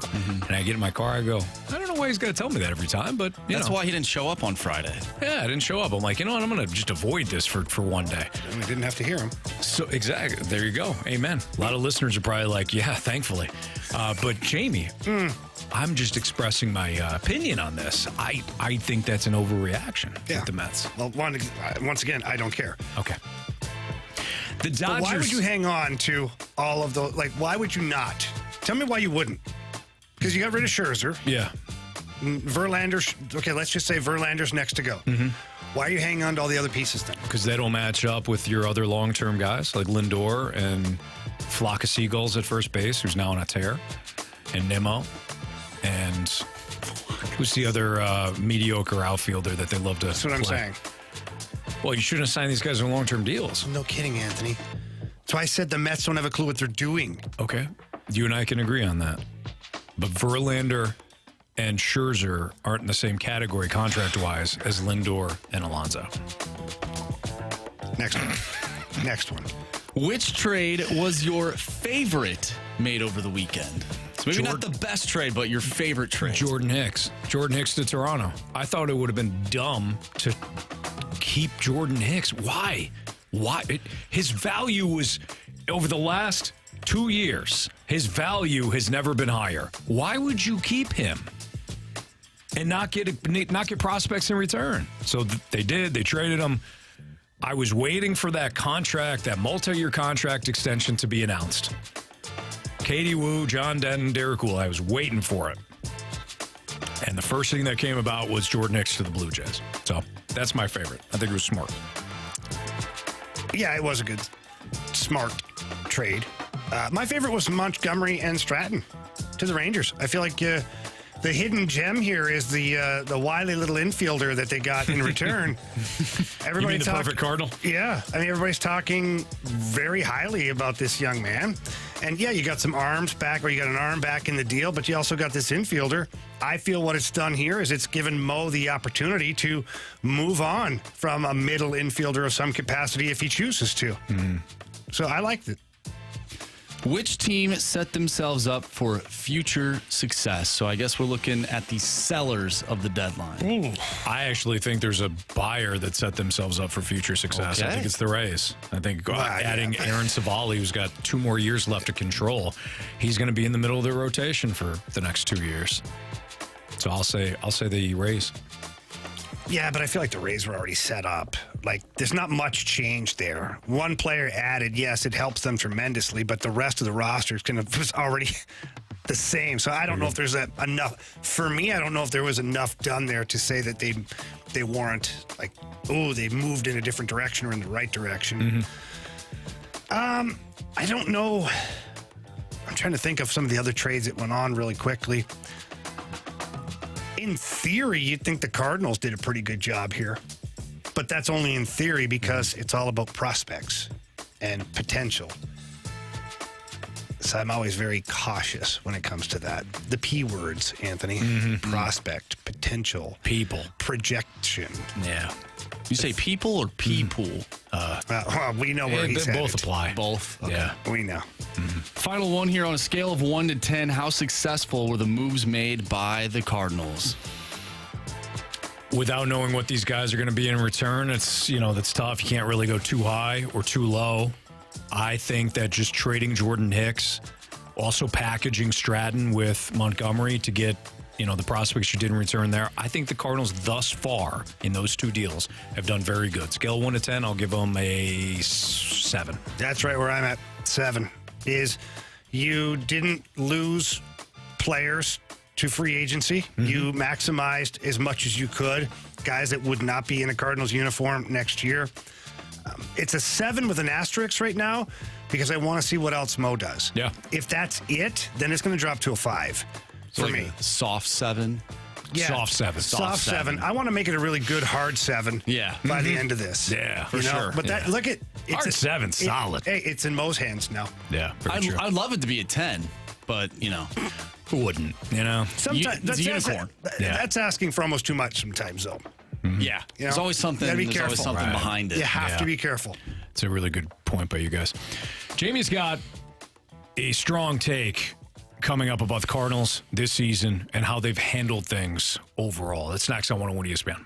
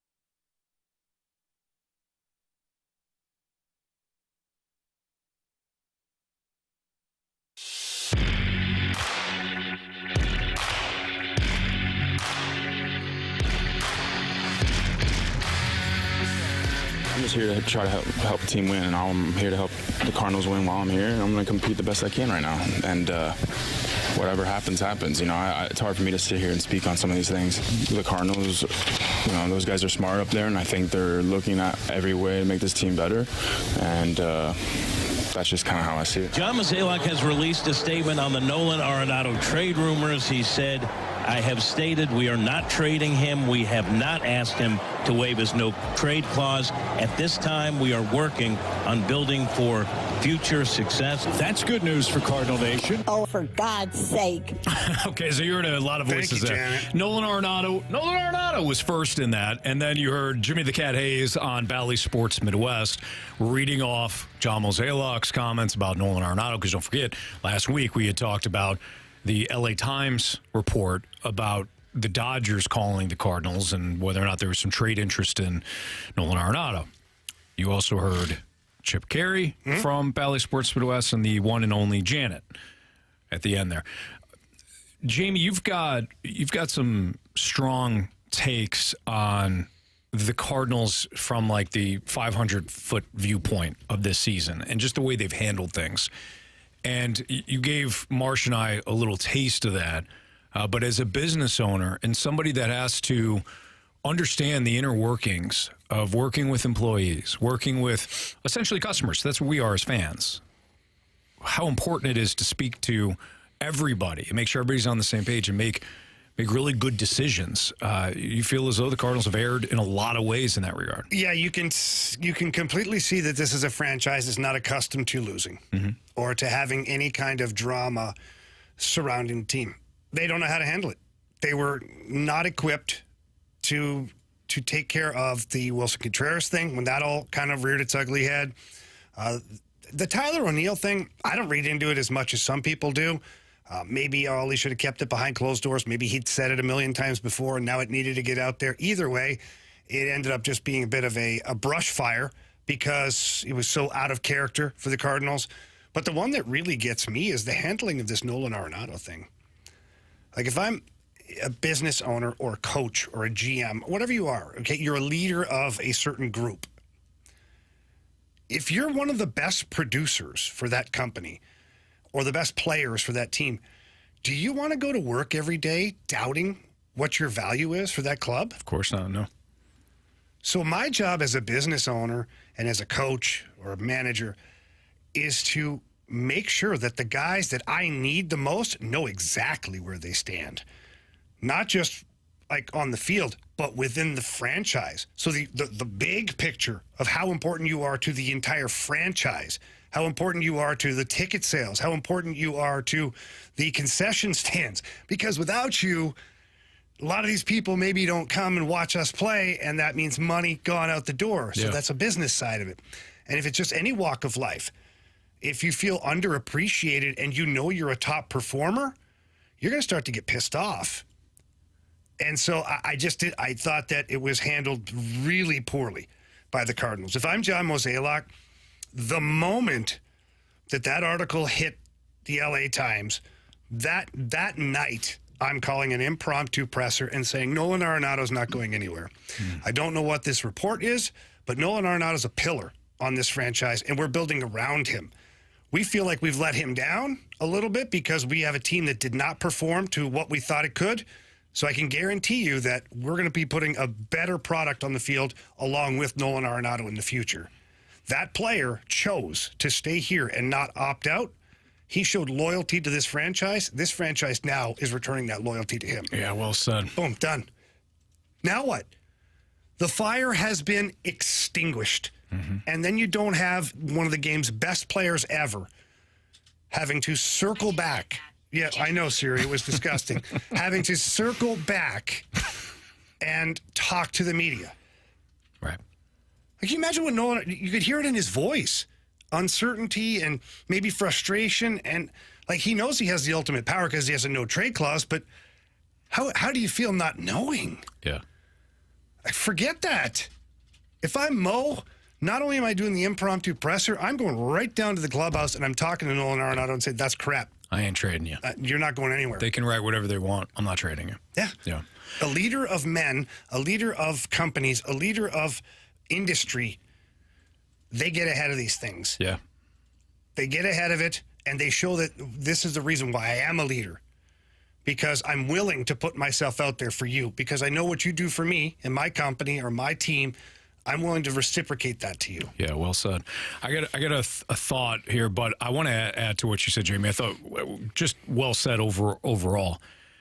You also had an opportunity, if you were Mo, to turn a negative, which has been this season, and everything that has been attached this season, into a positive. While doing so, you also add support, to your point, support to a guy that you want to win with moving forward. One of, if not the most important cogs in this organization moving forward, Nolan Arenado. Because we don't know what Jordan Walker's going to be and Nolan Gorman's going to be and all that. Nolan Arenado is a future Hall of Famer. So you could have, in a negative season, rallied the troops a little bit to not be practical. And Mo is very practical. He's very risk-averse. He's very measured in everything he does and everything he says. But at some point, every once in a while, you got to flip a table. And he had an opportunity. I'm talking about literally or metaphorically. But in this case, he could have done it metaphorically. He could have flipped the table, rallied the troops, and said, hey, I am not trading Nolan Arenado. He's part of our future. And we're going to get this thing turned around. Now, I got to jump back on the phones here to make sure that we're doing that. But just to be clear, I don't care what other rumors are coming out next. Nolan Arenado's not doing anything. He's not going anywhere, I mean. The other thought I had was he didn't say anything because he was kicking the tires. Yeah, that's possible. It's possible that he was listening for offers. Maybe he was in talks with the Dodgers. Maybe he had no intentions of trading him. But maybe he just was wanted just to going to listen. Yeah. So either way, but I actually feel like you can be honest too, though. If you're John Mozeliak, you can say, "Hey, look, there's a lot of stuff going on right now, and you bet your ass that we get a phone call every day asking about Nolan Arenado. That's how good of a player he is. So as an organization, we're fielding all of these phone calls. We're trying to make the trades that we're going out there, and maybe we should have gotten to the microphones sooner to let everybody know." But there is a lot going on right now. I'm a big believer in just communicating. Be as transparent as you can. There's a certain level where you can't be. I get that. But the more transparent you are as an organization to your players, your staff, your fans, the better it is, the less confusion. That's why good franchises don't ever have these dark clouds that are always above their franchise, like looming to storm and create chaos. Yeah. The best franchises, the ones that are most transparent, are the ones that you see they're just open as they can be about what the hell's going on. Absolutely. All right, that's Jamie Rivers. I'm Anthony Stalter. I was here on Friday. How do we do in the Gauntlet? I won. Atta boy. Nice I job. won, yeah, on a math question. What? Kind of. Anthony, in the numbers from 1 to 100, which number has the most syllables? From 1 to 100. 100. That has the most syllables. Yeah. 100. That's 2. 1, 2, 3, 4, 10, 11, 12. It could take a while there. Yeah. All right. We'll catch you on the backside of this. 40, we'll let you go through the entire 50, break. 60, 70, 80, 90. 99. Yeah. 99. Wow, Marshy. 99. That's 3. That's 3 syllables. Yeah. 99. Orange Reading Group. 100. Is it 99? It's 3. Yeah. 99. No, it's not. I'll think about it. You should. Gauntlet next on 101 ESPN.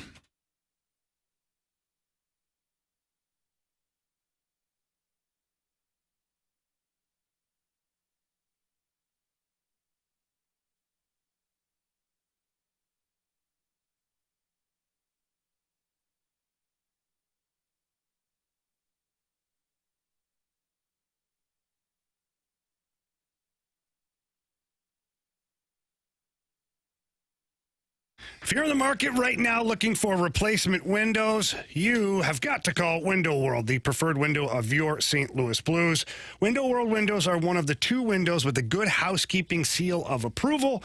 They're also ranked #1 in number of windows sold in the country by Qualified Remodeler magazine. They offer a lifetime warranty that covers all parts, glass breakage, and labor.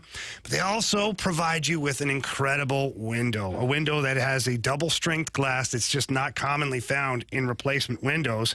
And I stood in the back on the window and kind of bounced up and down, and the window didn't break. And my friends over at Window World are all about customer service and customer satisfaction. That is their #1 goal, is to take care of you, the customer. They also are still offering 18 months, same as cash financing with approved credit. So please don't wait another minute if you're looking for replacement windows. Give them a call. Tell them Jamie Rivers sent you in. That number is 314-993-1800. Again, that's 314-993-1800, or you can look them up at windowworld.com.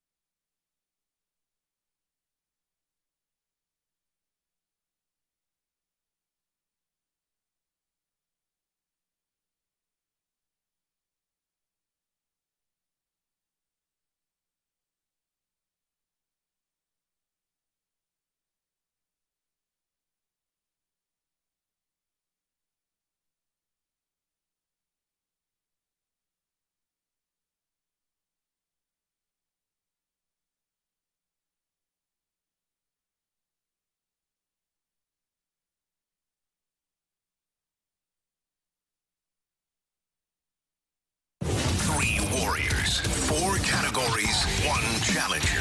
Can you master the Gauntlet? Brought to you by Master, your hometown source for business communications for more than 30 years. Visit masstour.com. 401, your time check is brought to you by Clarkson Jewelers, an officially licensed Rolex jeweler with Jamie Rivers and Andrew Marsh. I'm Anthony Stalter. It took me a couple of minutes, but I did get it. 77 is the one that's the number that's got the most syllables from 1 to 100. It's a tough one. It's but you got it. Apparently, you got it right away, Marsh. I got it. I mean, it probably took me about 10 seconds, but I just rattled off 1, 2, 3, 4, 5, like in my head, and got to that point. So it was less than 10 seconds. That's impressive, man. Because it took me a couple of minutes once I slowed down and think about it. And Google. Text line. Text line did help out. Yeah. Did they? A little bit. They always help. Look, I got it myself. It just took me 45 minutes. No, I watched. That's Anthony. okay. You weren't cheating. Yeah, thanks, buddy. You're welcome. Still a little slow. It's okay, Anthony. You got there. That's all that matters. You know what? You tried your best. You know, and what more can you ask of anybody? You know? All right, Marsh, who do we have today? We have Joe. What's up, Joe? On our show today. What up, Joe? How you guys doing today? Doing all right. The first time right here? It is. All right. Congratulations on getting into the Gauntlet. So who would you like to take on today? Would you like to take on Andrew Marsh? Would you like to take on Jamie Rivers? Or would you like to take on me, Anthony Stalter? Well, I'm a huge hockey fan, so let's go Jamie. Okay. All right, Joe. All right. Now, let's get it on. Joe, you know that the Gauntlet 2.0 version, we spin the wheel to find out the category, Absolutely. right? No, Okay. I want miscellaneous. Oh, he wants random. So just a fan. It's a fan favorite, but he knows the category is going to be up to the wheel. So I like it. All right, Joe. Good luck, my bud. Thank you, sir. All right, so Jamie's going to make his way into the cone of silence right now. Joe, go ahead and tell Marsh to spin that wheel. Marshy, spin that wheel. So you had mentioned, Joe, that you want random, right? Yes, sir. Okay, what's the category that you're not wanting? Probably football. Boy, this is dead nuts football. I'm sorry, Joe. The wheel is not kind. It really That's isn't. okay. It's basically Freddy Krueger. It takes your worst fears and then waits for you to tell it to spin and then attacks you. So, well, have those options ready. Okay. All right, we got them for you. So, Joe versus Jamie today, the wheel spun football. And as Joe alluded to, there are options. So if Joe or Jamie need the options, those questions are worth 1 point. If they don't, the questions are worth 2 points. Joe, are you ready? I am. Here we go. In the history of the Houston Texans, they have had 3 receivers with a 1,000-yard season. Most recently, Brandon Cooks did it twice, DeAndre Hopkins did it 5 times, and which other Texans receiver did it 7 times? Oh, give me options. Corey Bradford, Owen Daniels, Andre Johnson. Let's go Daniels. Final answer. Okay. Question number 2. Ed Reed played 11 years for the Baltimore Ravens, 7 games with the Houston Texans, and 7 games with which other organization? Who was it again? Ed Reed. Ed Reed. Options. Options are the New York Jets, Philadelphia Eagles, or Seattle Seahawks. Let's go Jets. Final answer? Final answer. Jets. Jets. All right, question 3, Joe. Only 3 teams have lost consecutive Super Bowls. 3 teams. These teams are the Bills, who lost 4 Super Bowls in a row, the Broncos, and which other team? Which other team lost consecutive Super Bowls? I think I may know this one, but go ahead and give me the options. The Dallas Cowboys, the Washington Redskins, or the Minnesota Vikings? Okay. My option wasn't in there. Let's go, let's go. Who were the teams again? Cowboys, Redskins, Vikings. Let's go Cowboys. Who were you thinking, Joe, just out of curiosity? Miami. Oh, okay. Question number 4. Who is the all-time leading passer for the Buffalo Bills, throwing for 35,467 yards in his Bills career? All right, give me some options. Options are Jim Kelly, Joe Ferguson, or Josh Allen. You got to go Kelly, right? Let's go Kelly. Final answer. Okay, Joe. We'll bring back Jamie. Oh, this is going to be bad. From the cone of silence. Well, we'll see. You never know.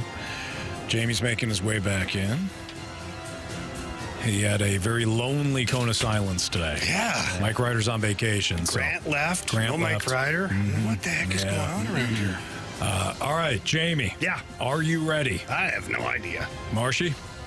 Pack a lunch. Okay. Your category today is football, Jamie. I love football, Anthony. Are you ready? Yeah, let's go. Question number 1. In the history of the Houston Texans, they have had 3 receivers with a 1,000-yard season. Most recently, Brandon Cooks did it twice, DeAndre Hopkins did it 5 times, and which other Texans receiver did it 7 times? What? They had a guy do it 7? Yes. Options, please. Corey Bradford, Owen Daniels, Andre Johnson. Wow. Andre Johnson. Final answer. Question number 2. Ed Reed played 11 years for the Baltimore Ravens, 7 games with the Houston Texans, and 7 games with which other organization? Or, as they say in Canada, organization. It was nice of you Is to that read really that. on there? Because No. I feel like now you sent me for a loop like he finished in the CFL or something. No. He was just being funny. Funny. Yeah, I didn't find it funny. Okay, the Gauntlet's serious. You want to be yuck, yuck, yuck? Let's do it after the Gauntlet. He was being okay? flippant. All right, so now you got to reread the question for me because I got blacked out there with anger. I'll reread it. Ed Reed played 11 years for the Baltimore Ravens, 7 games with the Houston Texans, and 7 games with which other organization? Options, please. Is it the New York Jets, the Philadelphia Eagles, or the Seattle Seahawks? Okay, thank God I took the options. Okay. The New York Jets, the Philadelphia Eagles, or the Seattle Seahawks? That's my options? Mm-hmm. Ed Reed. I have no idea. I feel like it was the New York Football Jets. Final answer. All right, Jamie, question 3. Only 3 teams have lost consecutive Super Bowls. These teams are the Bills, who lost 4 Super Bowls in a row, the Broncos, and which other team? Options, please. Cowboys, Redskins, Vikings. I don't think it's the Redskins. So now, is it the Cowboys or is it the Vikings? The Vikings, we know, went to a lot of Super Bowls. So have the Cowboys. But I feel like the Cowboys have won. I'll go with the Minnesota Vikings. Final answer. And question number 4, Marsh has. Who is the all-time leading passer for the Buffalo Bills, throwing for 35,467 yards in his Bills career? I'm just going to shoot. I'm going to say Jim Kelly. Final answer? Yep. Let's go over these guys. Jamie versus Joe today in foosball. Who is the all-time leading passer for the Buffalo Bills, throwing for 35,467 yards in his Bills career? Joe, you went with Jim Kelly. Oh, Jamie, you went with Jim Kelly. Correct answer is Jim Kelly. Jamie didn't need the options, though, so Jamie's got a 2-1 lead over Joe today. Ed Reed played 11 years for the Baltimore Ravens, 7 games with the Houston Texans, and 7 games for which other organization? Joe, you went with the New York Football Jets. Jamie, you also went with the Jets. Jets, which is the correct answer. We'll just roll with it. Yeah, so the Jets are the correct answer. Ed Reed played for the Jets for 7 games. Joe and Jamie both needed the options for that. So Jamie, still with a 1-point lead, is now 3-2. In the history of the Houston Texans, they have had 3 receivers with a 1,000-yard season. Most recently, Brandon Cooks did it twice, DeAndre Hopkins did it 5 times, and which other Texans receiver did it 7 times? You guys both took the options. You had different answers. Jamie, you went with Andre Johnson. Joe, you went with Owen Daniels. Correct answer is Andre Johnson. Andre Johnson. Jamie's got a 2-point lead. Only 3 teams have lost consecutive Super Bowls. These teams are the Bills, who have lost 4 Super Bowls in a row, the Broncos, and which other team? Joe, you went with, how about them Cowboys? Jamie, you went with the Minnesota Vikings. Joe. You have chosen poorly. You lose. Not today. It was, of course, Marshy's Minnesota Vikings. Oh, wow. If any sort of negative Super Bowl team is on there, it's going to be the Vikings. You have to be careful because Grant every now and then mixes a positive one in He there. certainly will. Joe, Not too many of those. You thought it was going to be rough. You didn't want football as the last category you wanted. Of course, the Wheel of Death spun football for you. Jamie got you today, and he did so by the final score of 5-2. Sorry, buddy. No problem. Nice job, Jamie. Thanks, Joe. Have a great day, my man. You too. Yeah, thanks for listening, Joe. Appreciate you. Thanks, guys. Bye. I feel bad. You swept the board here, Jamie. Nice job, man. You were locked in. I needed today. the options, but I felt pretty strong about these questions. Nice job, man. The one that I was least positive about was the Super Bowl one, but I looked in my head, I'm like, Cowboys got to more Super Bowls probably, but they won more. Mm-hmm. The Vikings just don't win. No, they got there early in the franchise. They got there. I'd give anything to lose 2 Super Bowls in a row. At least they're making it. All right, that's Andrew Marsh, Jamie Rivers. I'm Anthony Stalter. 412, your time check is brought to you by Clarkson Jewelers, an officially licensed Rolex jeweler. So as we know, the Cardinals have already traded Jordan Montgomery and Chris Stratton. They did so yesterday to the Texas Rangers. They also dealt Jordan Hicks, former closer, to the Toronto Blue Jays yesterday. Who else goes at the deadline for the Cardinals? We'll get into that next, plus more of your mic drops here on 101 ESPN.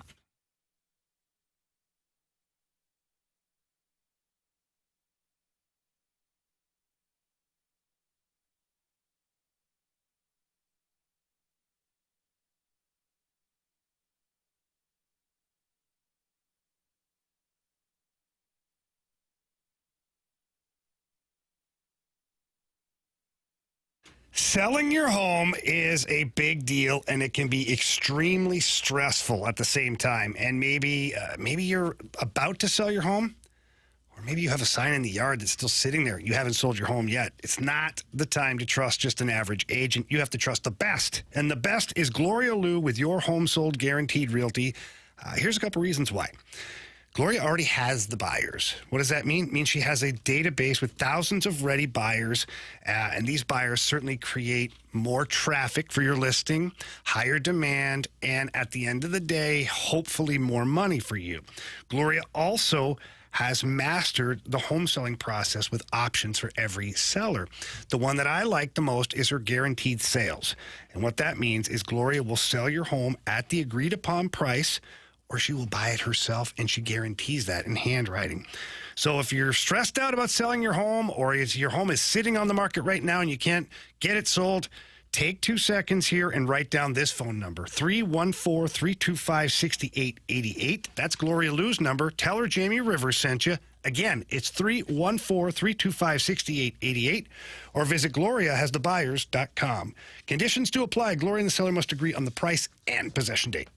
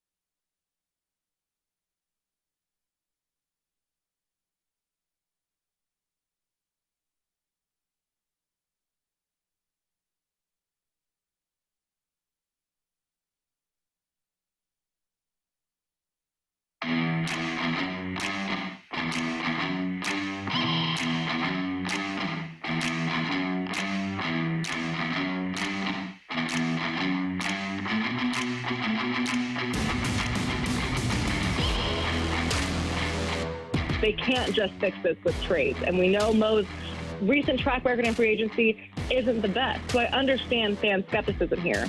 But I do want to reiterate that what we're seeing at the deadline is not going to be those like big blockbuster names coming back to the Cardinals that are going to make this team, what they believe to be contenders next year. We're seeing them address every area of the roster that will help them comprehensively be ready in 2024. It starts with bolstering the farm system. That was Katie Wu of The Athletic, who joins BK and Ferrario each and every week here on 101 ESPN. That full segment with Katie can be found at BK and Ferrario's podcast page, available on 101 ESPN. It's all brought to you by Dobbs Tire and Auto Centers. Jamie, you angrily slammed down the desk and said, what? When Katie was talking about the return that the Cardinals could get moving forward here at the deadline. Everything okay, Bo? Well, no, it angered me more that they're not going to be contenders next year. Well, she didn't say that. Yeah, she did. She literally said that the Cardinals will not be contenders next year. No. Marcia, you can go back, please. Because Anthony apparently wasn't listening. No, she never said the Cardinals aren't going to be contenders next year, said Jamie. That the return not going to make the Cardinals contenders next year. Well, the return specifically. Yeah. Yeah, she was talking about as a whole, Jamie. Thank you. What they can do to build this thing moving forward. I just don't like the attitude, okay? Katie, I'm going to need you to change your attitude, okay? We love you. You're great on these airwaves. You're a big friend of the entire station, but you're going to need a little bit of an attitude. Be better. Yeah, I'm sorry. All right, so Jordan Montgomery and Chris Stratton were dealt. Hates me right now. We're dealt. I think she knows what to expect when listening to the Fast Lane, where nobody is safe, including us. We do have Jake from State Farm who left us a mic drop at some point. I think so. Jordan Montgomery and Chris Stratton were dealt to the Rangers yesterday. Jordan Hicks was dealt to the Blue Jays. Who else gets dealt at the deadline? I think there's one more for sure. Actually, I think there's two more for sure. I think Jack Flaherty and Paul DeJong are for sures. I don't know if there's any. Yeah, I don't know if there's any other for sures. Really? Yep. I don't know if Paul DeJong's a for sure. No, I just don't know. I get that feeling that he's the one that they're going to be like, well, they couldn't move. Tommy Edman's been battling some bumps and bruises, and Brendan Donovan can't throw the ball right now. And who are you right now? And Mason Wynn, there you go. He may or may not be ready for the majors, right? And so, so we have to weigh. So net. I think the best thing that we can do is be patient, and we'll see what happens. But Paul DeJong, he's done a lot of really great things for the Cardinals organization, right? Are you just adding right to every sentence? Well, listen to Mo talk. When he wants to get you on his side, he doesn't go like a hard right. It's like right, Yeah. He's baiting you. All right, let's hear from Jake from State Farm. I thought the Cardinals did absolutely fine yesterday in what they were able to bring back for rental arms. They strengthened the upper levels of their organizational depth, and they brought in a really intriguing bat in Sagisi, who is a bat-first infielder who also can play multiple positions, has a little bit of versatility in him. Like you said, Anthony, he's a prototypical Cardinal. He won the Ranger Award last year for most outstanding person in the minor leagues. So he comes with a great head on his shoulders, and he's a really good kid. And by all indications, he's going to be a fan favorite as soon as he steps on the field in St. Louis. So they got more than I think what some people had anticipated, but I can also understand why very general fans are underwhelmed by the return. What I would say going forward is understanding that this is just step one in the process. This is getting to a point where moving forward away from short-term assets to long-term ones. Just be patient and wait to see what they do. Was Jake riding a horse during that mic drop? I thought he was in the left turn lane. Yeah, he was turning. Is that why you're confused? You're looking at Marsh and I like you're so confused. He's working the beat left downtown on a horse. He's just waiting. That's the horse that I cut off 2 years ago to get a parking spot at. World's longest traffic light there. You know, I appreciate Jake leaving a very measured and practical mic drop while he was waiting to make the left turn there. I think he realized he had time, and he left it for us. Was it a left turn or a right turn? I also thought to be a left turn. It had to be a left turn. It just felt like it was a left turn. What if it's a right turn where you can't turn right on red, though? Even still. Left turns are always good, or typically your longer turns, Jamie. For sure. Interesting. What about the be patient at the end? Yeah, he did slide that in there, didn't he? I think we do have to be patient for the next 24 hours to see what happens. Is that why you wore your shirt today? Yes, to remind people. Yeah. I wouldn't wear it tomorrow because at that point, the deadline's over. But right now, we do have to be a little patient, guys. Jack Flaherty's going to be dealt. Paul DeJong probably going to be dealt. There's still moves to be made, guys.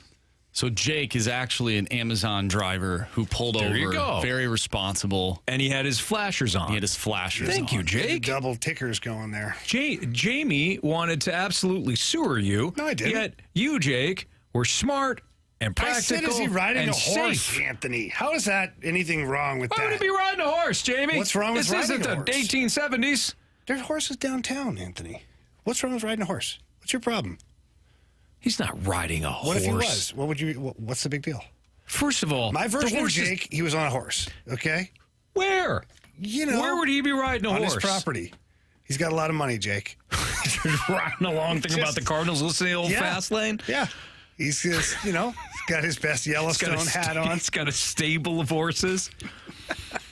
Buttercup and Snickers. Yeah, those are great names, Anthony. I was just thinking, I mean, that'd be probably good horse names. Those are pretty good horse names. Right? Yeah, Buttercup and Snicker. Alrighty. Maybe Butterfinger. Jamie, I think you might need a Snickers right now. Your attitude is no kidding. Off the charts right now. You just crushed Katie for that. Oh, she deserved it. I didn't say anything about Jake, though. Nothing at all. I asked if he was riding a horse. What the hell's wrong with that, guys? Anyways. My God, get your heads back into the game here. He's right, though. And if that infielder won the Rangers Award, which is basically the Bart Starr Award for baseball teams, that was impressive. Then the Ranger, Mr. Ranger, is that what they called him? Probably, yeah, Mr. Ranger. It's like Mr. Baseball, but it's Mr. Ranger. If the Cardinals got the scouting report on that guy, right, and it said undersized infielder that can play every position, and he also won the team award, how quickly do you think Mo called the Rangers, as opposed to the Rangers calling them? Or when he called when the Rangers called Mo, how quickly did he target said player? He probably slow played it initially. No, it's like, hey, he got hyper. He probably offered. Hey, I'm looking for pitchers, right? But I think that we're going to need one more player to get this done, okay? And I'll give you Stratton. Why don't you just throw in? You know what? I'll just spin the wheel, Gersh. We'll see what happens. Oh, we'll take this Mr. Ranger guy. We don't need infield help, but seems like he's undersized. Just throw him in. What does that mean, anyways, in baseball? Like, undersized infielder. Like, what are we doing? I don't know. I mean, it's Brendan Donovan and Tommy Edman, basically. Exactly. I know. If the Cardinals could have a whole group of 5'8" infielders that can also play the outfield that are gritty, they would do it. As they should. Mm-hmm. All right. You buying in on a Steven Matz Turner? What do you got, Marsh? By the way, you just lit up. Just to sort of, just wrap this segment in a pretty bow. From the 314, changing the station again. You spend way too much time talking about a terrible baseball team. It's truly ridiculous how long you've been beating this dead horse. Now the horse is dead. Why is the horse dead? Why would you kill Jake's horse? I'm sorry, it's the baseball trade deadline. Should we be talking about cricket? Yeah, who do you Who do you Although I want to did be? see a bunch of guys playing cricket the other day. Marsh, in you like can- 110-degree weather. Really? Yeah, and they wear like the full gear, like the long sleeves. Where's that? It was out in like Wentzville. I drove my daughter to her friend's house, went by this big field, and all these guys are playing cricket. And it was honestly 100 and some degrees out. I was like, what is going on here? Hydrate there, fellas. Mm-hmm. Can you look back at previous texts? I'm sure this person has probably complained to us before. Considering, considering he said or she said, "I'm changing the station again." This has to be a troll. So they want to let us know that they are They are in fact changing it again. There's only 4 text messages. I can read all of them. Same. Go ahead. Same person. Same message. Basically, here's the first one. This was July 17th. There's nothing left to discuss about the Cardinals this season. I switch the station immediately when I hear Cardinals talk. The upcoming NFL and NHL seasons are much more worthy of the airtime currently wasted on a terrible team in a boring sport. Love the show otherwise. Oh, thank you. I appreciate that. Oh, yeah, that wasn't us. That was nice. Oh, that wasn't us? Oh, no, that wasn't us. That was Son of a... that wasn't for us. That wasn't for us. No. This next one is switching the station. Please reduce airtime spent on the Cardinals. That one was for us. Then this next one was for BK and Ferrari. 1 Cardinal segment per show is plenty. Listen. You know what? I'm all in favor of more Blues talk. I'm ready to go for hockey season. I'll do football. There's not a damn thing to talk about, though. I saw them skating today. I did. They looked like they're in good spirits. Braden Shen was out there with Oscar Sundquist, Colton Parayko, the big rig, Pat Maroon. Mm-hmm. They were working on their crossovers and snapping the biscuit around, Anthony. That's your Blues report for the day. Hopefully we held on to the listener now. We could talk about NFL training camps. I'll talk about that for 4 hours. I don't think that'll work out well, though, for me specifically. No, it's baseball's trade deadline. Yeah. You're having a horrible season as a Cardinals organization. You have to talk about this stuff. They'll be fine. We just got a text. I think you guys should talk more Mizzou football. Yeah. Clearly. MIZ, baby. ZOU. Your dollars aren't going there anymore, though. No, I'm completely paid. You're welcome, Mizzou. Can you get a quarterback now? The money I spent there, they should be able to use the money. I can tell you that much. All right, it's a Fast Lane on 101 to ESPN. Oh, Marsh, a Cardinals segment. Come on, man. I guess we'll talk about Steven Matz and the turnaround. I refuse. We just lost that person again. Oh, well. Again. In the Fast Lane on 101 ESPN.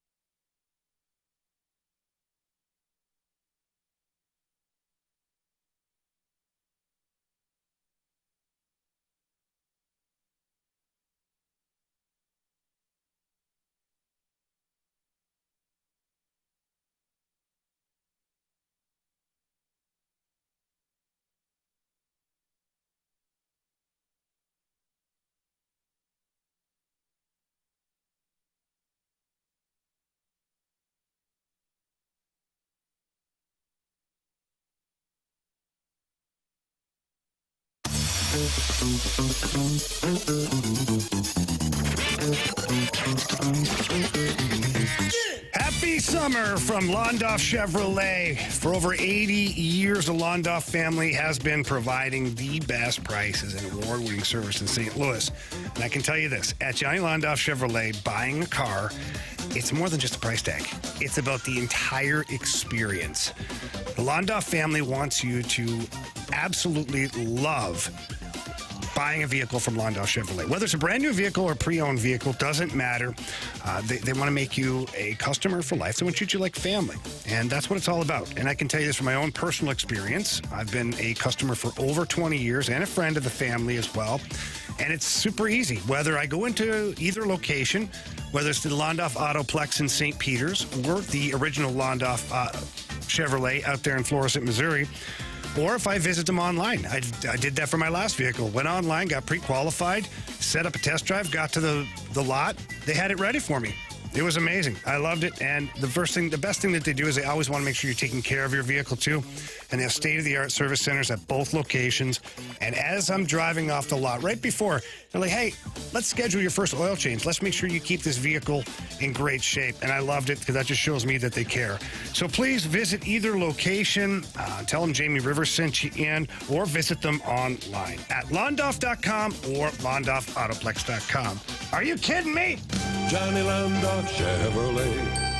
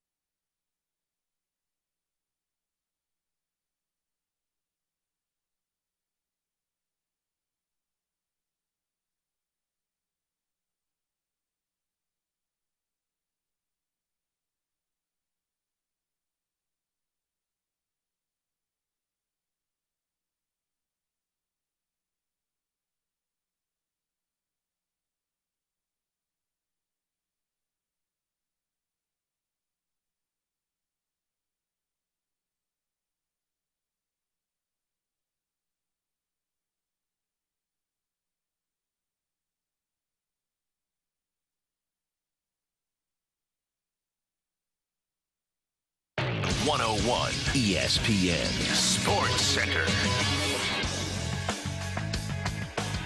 I'm Andrew Marsh. It's time for a Sports Center update, driven by Johnny Londoff Chevrolet and Johnny Londoff Autoplex. The Cardinals over the weekend traded Jordan Hicks to Toronto for the Blue Jays' 7th overall prospect and a Class AA starter. They then sent Jordan Montgomery and Chris Stratton to Texas for the Rangers' 11th and 14th overall prospects, along with left-handed pitcher John King.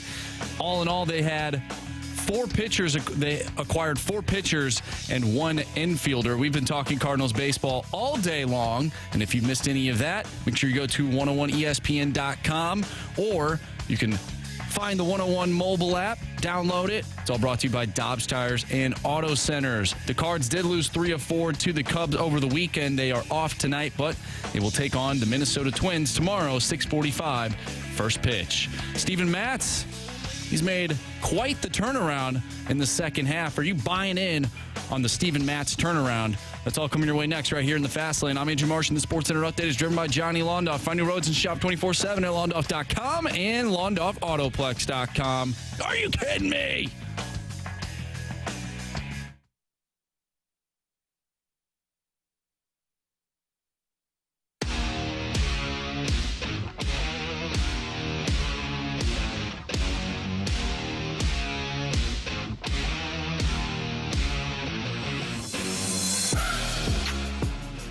I'm absolutely thrilled of what I've seen out of Steven Matz. When you think back to when we signed him, why we signed him, the last 3 weeks was exactly what we were hoping to see. I mean, I hope he keeps replicating what he's doing the rest of the way. And if so, you can just, you don't need a pencil. You can use pen and put him in our rotation for next year.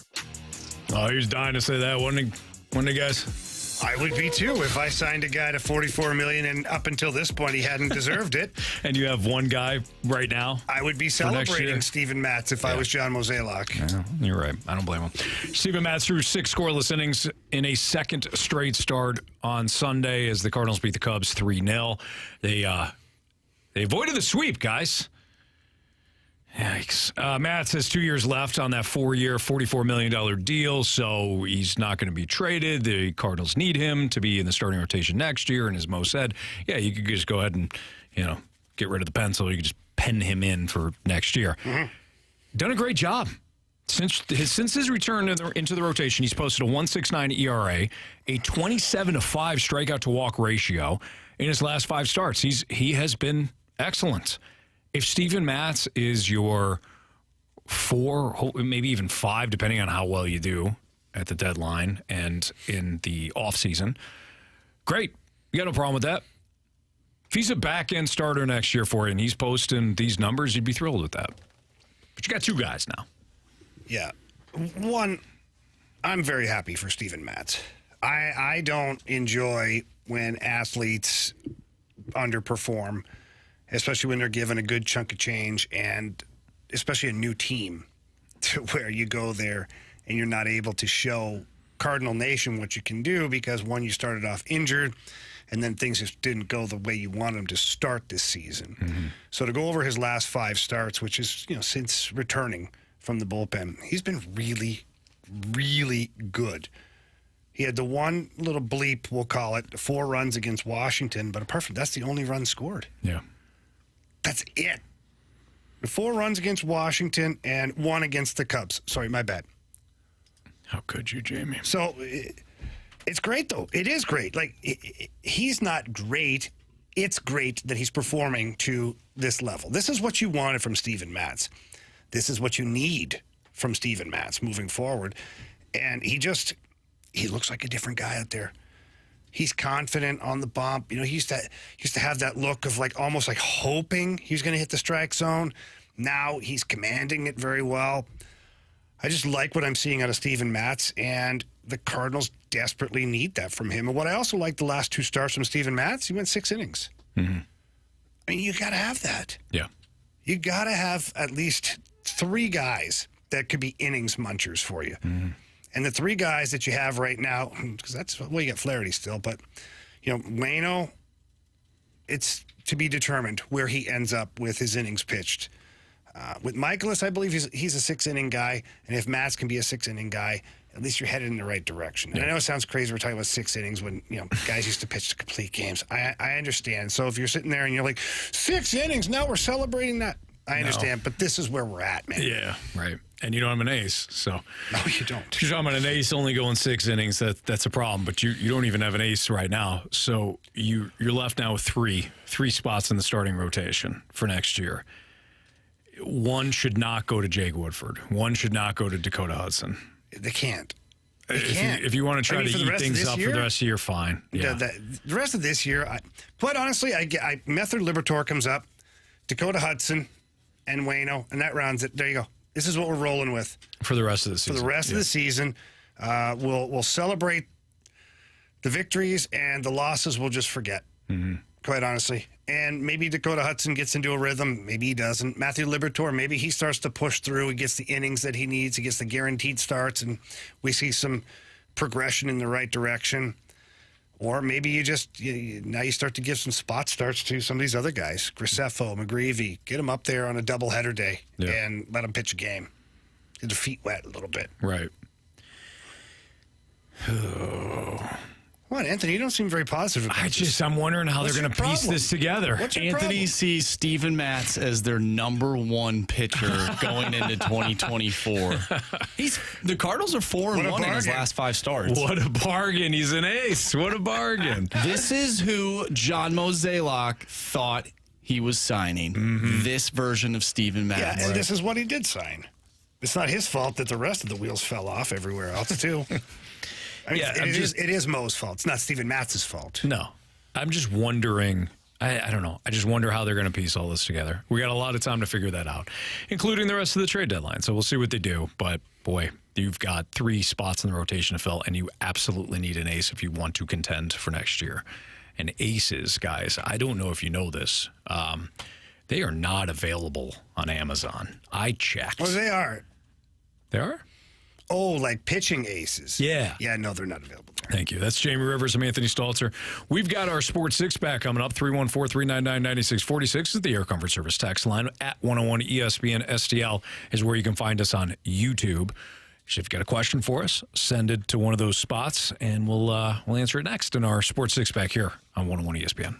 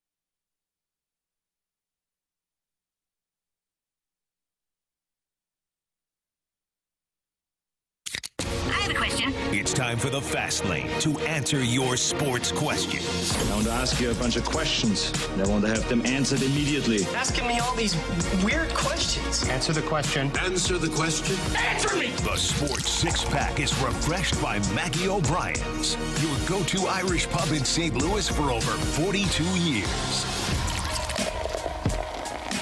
Time for the Sports Six-Pack here in the Fast Lane on 101 ESPN. The Air Comfort Service tax line is 314-399-9646. The YouTube channel at 101 ESPN STL. You can always leave us a question there in the comments section as well. Jamie Rivers, Anthony Stalter. Here's Andrew Marsh. Question number 1. From the 636, who is the one guy on the Cards and the one guy you'd have a beer or multiple beers with? So which player on the team would you like to have a few man sodas with? On the Cardinals currently? Well, they got some boring guys. Woof. Damn. Miles Michaelis? No. Nolan Arenado. You didn't like our names, Anthony. Yeah, that's true. Get out. What's wrong with you? To hell with it. I forgot about how rude he was to us. Who's your second one? Nolan Arenado. He doesn't drink beer. No, he would. Not the way we like to drink beer, Anthony. Oh, no. Well, who does then, in that case? Alec Burleson. Burleson might do so. Burley yeah. be crushing buds with us. Yeah, that's a good call. I don't know.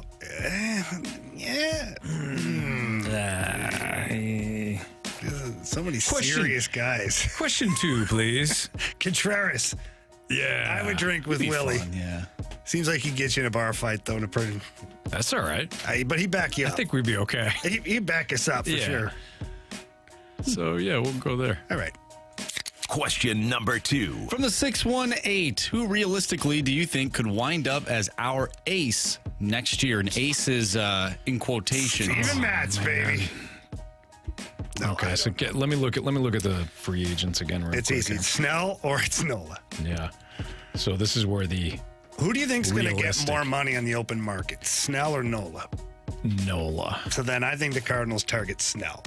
I see what you did there. Mm-hmm. Can I have a second here? Let me pull up the starting pitchers for next year. Still holding.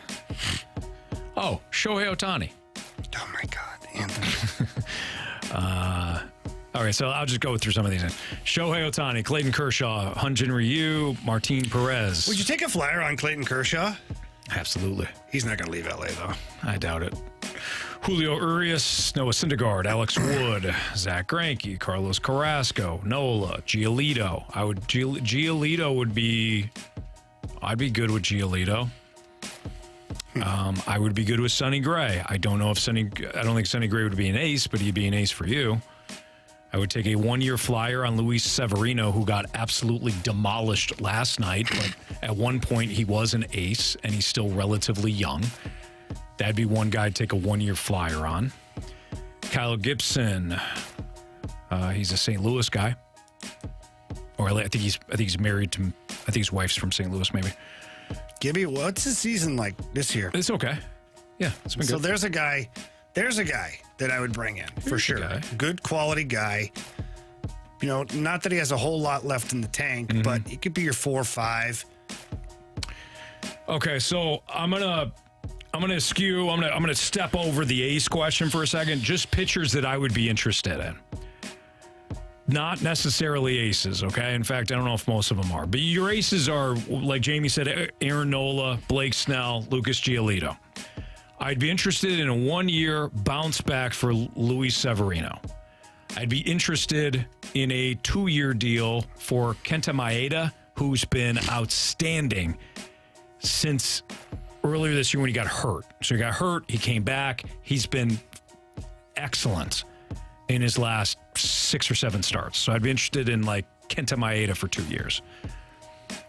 I would not be interested in Luke Weaver. Stroman, if he opts out, although Stroman has taken a step backwards. Eduardo Rodriguez can opt out. He's having a really good year with the Tigers. I think he'd be interested. I think a 1-year deal for Mike Clevenger would be interesting. 1-year deal for Charlie Morton would be interesting. Veteran guys. Alex Cobb, maybe. So not aces, but there's plenty of 1 year, 2 year guys that will be available that would dramatically upgrade your rotation. So if you can be okay, again, scenario is you lose out on Nola, you lose out on Giolito, you lose out on Blake Snell. What are options that would be upgrades? Those are some guys. Kenta Maeda would be at the top of my list. He's not an ace. I get it. He's not an ace. You'd love to watch him next year, especially after you observe the poor pitching this year. Oh, Anthony. Honestly, I softened it. Wow. Honestly, like anything would be an upgrade. This pitching staff's been terrible. Very true. Very true. Did I mention Sonny Gray too? Sonny Gray would be good. You did. Question number 3. We had a texter chime in talking about marble racing with the conversation we had earlier about things that we could talk about other than the Cardinals and the trade deadline. Marble racing was... We covered that in the pandemic. We did that during the pandemic. Yeah. Question for you guys. If you could be really, really good at something very obscure, what would it be? Ooh. How obscure are we talking about, though? Like marble racing. So, like, not an actual skill at something. Because, like, if I could be a good drummer, I would love to be a good drummer, but that's not obscure. That's not obscure, Anthony. Right. Like stack cupping or like, you know. Yeah. Like he's... No offense to those out there that are listening that might stack cups. Cup stackers. Yeah. Right. I don't know. I'm trying to think right now. I'm trying to think of something that would be halfway useful to my family. That's my problem. Is I'm thinking about stuff that's absolutely like useless to the world, quite honestly. I don't know. So I'm an obscure talent. I guess it could be something like competitive. I'm thinking maybe like a board game. That would be obscure. Sorry, champion. Yeah. I'm really good at rolling these dice. This is the greatest Hungry Hippos player I've ever seen. I'm super good at Connect 4. Yeah, this guy's just incredible. I don't know. I don't either. Next Sorry. question, please. Sorry about that. We let you down. Question number 4. From the 636, if you had to rate how much peak we have left of the Arenado Goldie era, what percentage would you give it? I think there's plenty of peak left with Arenado. I just don't know about Goldie. You got a year left. You got the rest of this year, and then you got a year left. He's going to be 37 next year. I've brought this up before. This is one of the reasons why I said, hey, why don't you consider going to him and at least feeling him out? Do you want to be on a contender? Who's that? Goldie. Goldie. Oh, yeah. So, I thought you were talking about know. Arenado again. It's kind of like Arenado, I wouldn't. Arenado's he's staying. And he's only 32. I mean, he's got plenty of good years left. Yeah. But the Goldschmidt, it's kind of like quarterbacks, Jamie. You know, Tom Brady won a Super Bowl 2 years ago. His play was still excellent 2 seasons ago. And then last year it started to fade a little bit. Drew Brees, he was still setting records 1 year and then it was done. He was shot. Peyton Manning won a Super Bowl in his last year, but that was because of the defense. You know, at some point, you get to 30, 38, 39. I know I'm talking about football compared to baseball, but you start to get closer to 40. Sport, Anthony. Thank you, Jamie. It's gonna your play is just gonna fall off a cliff, and then once it does, man, it's dramatic. Yeah. So I would say you still have one more really good. If you keep Goldie, you got one more really good year. After that, I don't know. I think you got 2 good years. So maybe bringing him back on a 1 year. Yeah. 1 year. I've said it from the beginning or something. I said from the beginning, if going into spring training next year, before the season starts, I'd offer Goldie a year extension. I mean, you're going to end up with a 1 year deal. And essentially, sure. You know what I'm saying? Yeah. Because you already got the year, and if it starts to trend in the wrong direction, you got to eat 1 year of a bad deal with Goldie, which it might just be a bad deal, but I still think that Goldie will be productive for you. It may not be Paul Goldschmidt numbers, but they'll still be good numbers. By the way, we got a few different text messages for some of the obscure things that people would want to be good at. One of them is setting the world record for rock skipping. Okay. That's a good one. We have solving a Rubik's Cube. Okay, another good one. Picking lottery numbers. That'd be a good one. Wow, that'd be really good, yeah. Pickpocketing. Hey, if you can't do the lottery thing, why don't you do the next best thing, Jamie? Thanks, Dad says I would like to whistle into beer bottles really loudly. Okay. How about just whistling? Yeah. Yeah. Some people don't. They don't know how to whistle all too well. So yeah, could be a good one. I'm not surprised that our text line came through for us. Absolutely. King Question number I can't 5. read that one. 636. You get me, 636. Something to do with tools. Is it obscure though? You know? No, it's not. Thank you. Okay. At all. I don't even know what it is, but if Jamie's liking it, I don't think it's obscure. Let's just say I'm all in on it. Okay, fair enough. Guys, from the 636, do you believe the New York Football Jets are the real deal this year, or are they all glitz and glam? Smoke and mirrors.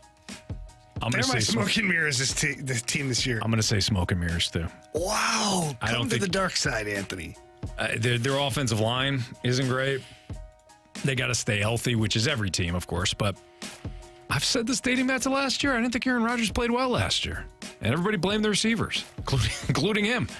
Oh, he was the all first in one on to blaming blame the them. receivers. I don't think that when you look at just his overall red zone numbers last year, that's where you make your money as a quarterback. I don't think he played well. I think the Jets are getting the end of Aaron Rodgers here. And obviously he's at the end of his career, but the other thing that would bother me, quite frankly, Jamie, is he goes into Bob's Crab Shack there, the darkness retreat. Goes down to Bob's. I thought it was Joe's. Goes down to Joe's basement. No, Joe's has too much light. So he goes down to Joe's basement or Bob's basement, right? He gets in the crawl space there. Yeah. And then he comes out and says, I was ready to retire. That was going to be it. And now he wants to play again. So either he's full of crap or he really has contemplated retiring. So the Jets are getting the guy that didn't want to play football this year after a down year from... No, I think the Jets are... Jamie? Smoke and mirrors. Smoke and mirrors. Maybe he just hated Green Bay. Maybe. Maybe they hated him. And maybe... No, they didn't hate him. By the way... We got a few more of these are great. Our text line's great. We have Thumb War. Be good at Thumb War. Thumb wrestling. All right. Yeah. Thumb wrestling. World champion yodeler. Best for bobbing for apples. Interesting. Okay. Cut the most onions without crying. All right. These are interesting. These are very obscure. Yeah. So we'll give you that. All right. It's Fastline on 101 ESPN. What about pounding nails into a 2x4 with something other than a hammer? I thought you were going to say something else. What's trending is next on 101 ESPN.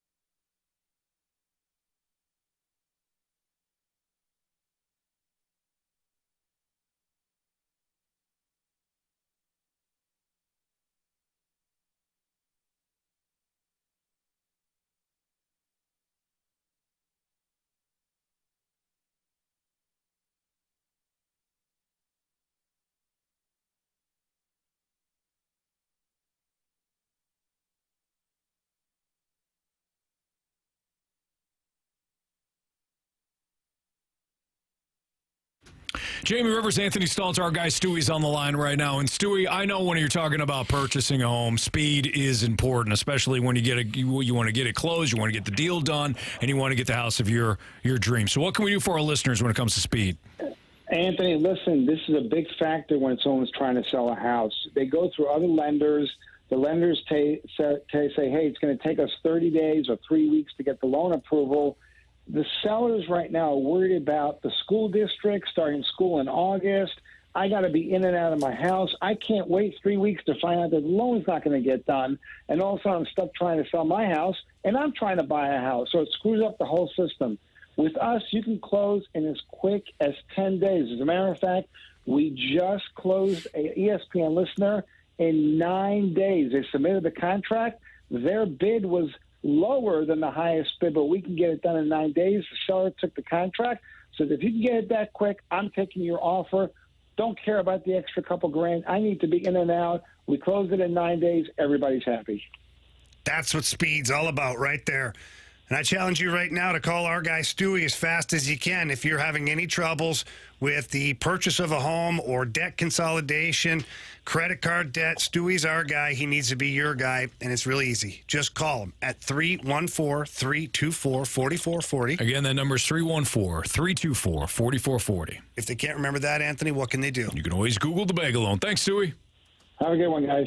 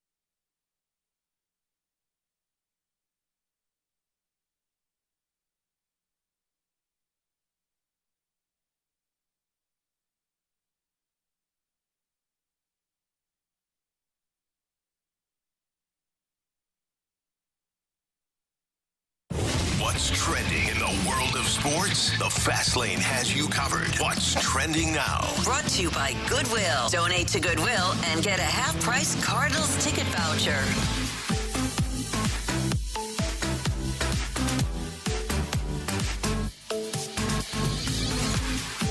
Welcome back to the Fast Lane here on 101 ESPN. Anthony Stalter, Jamie Rivers, I'm Andrew Marsh, and it's time for What's Trending. Guys, over the weekend, Jordan Hicks, Jordan Montgomery, and Chris Stratton played their final games as a Cardinal. Jordan Hicks heading to Toronto, Jordan Montgomery and Chris Stratton to the Texas Rangers. What were your initial thoughts this weekend when you saw the news? Were you happy that they made the trade? Were you sad to see them go? I was happy that the trades were made.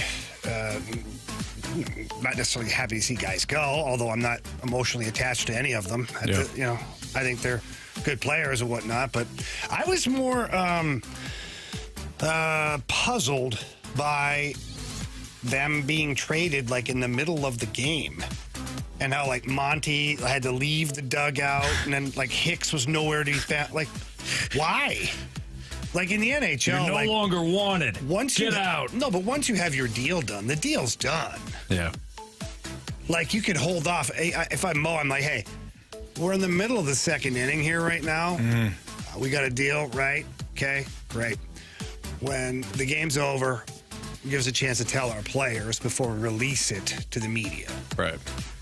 Players are ducking in and out of the dugout. Guys are hugging guys in the dugout. Like, it's just like major distraction for nothing. I just thought it was kind of weird. Yeah, there might be something with the roster rules or whatever, but my initial thought was, okay, good. Because last week we talked about Jordan Hicks, multi-year deal. Would that be the worst thing? No. But let's be real about this. If you take a step back and you look at Jordan Hicks, his trade value recently has not been higher than what it is right now. No, it's at the highest point. It's at the highest point. You parlayed 2 good months of Jordan Hicks for 2 prospects. Will these 2 prospects pan out? I don't know.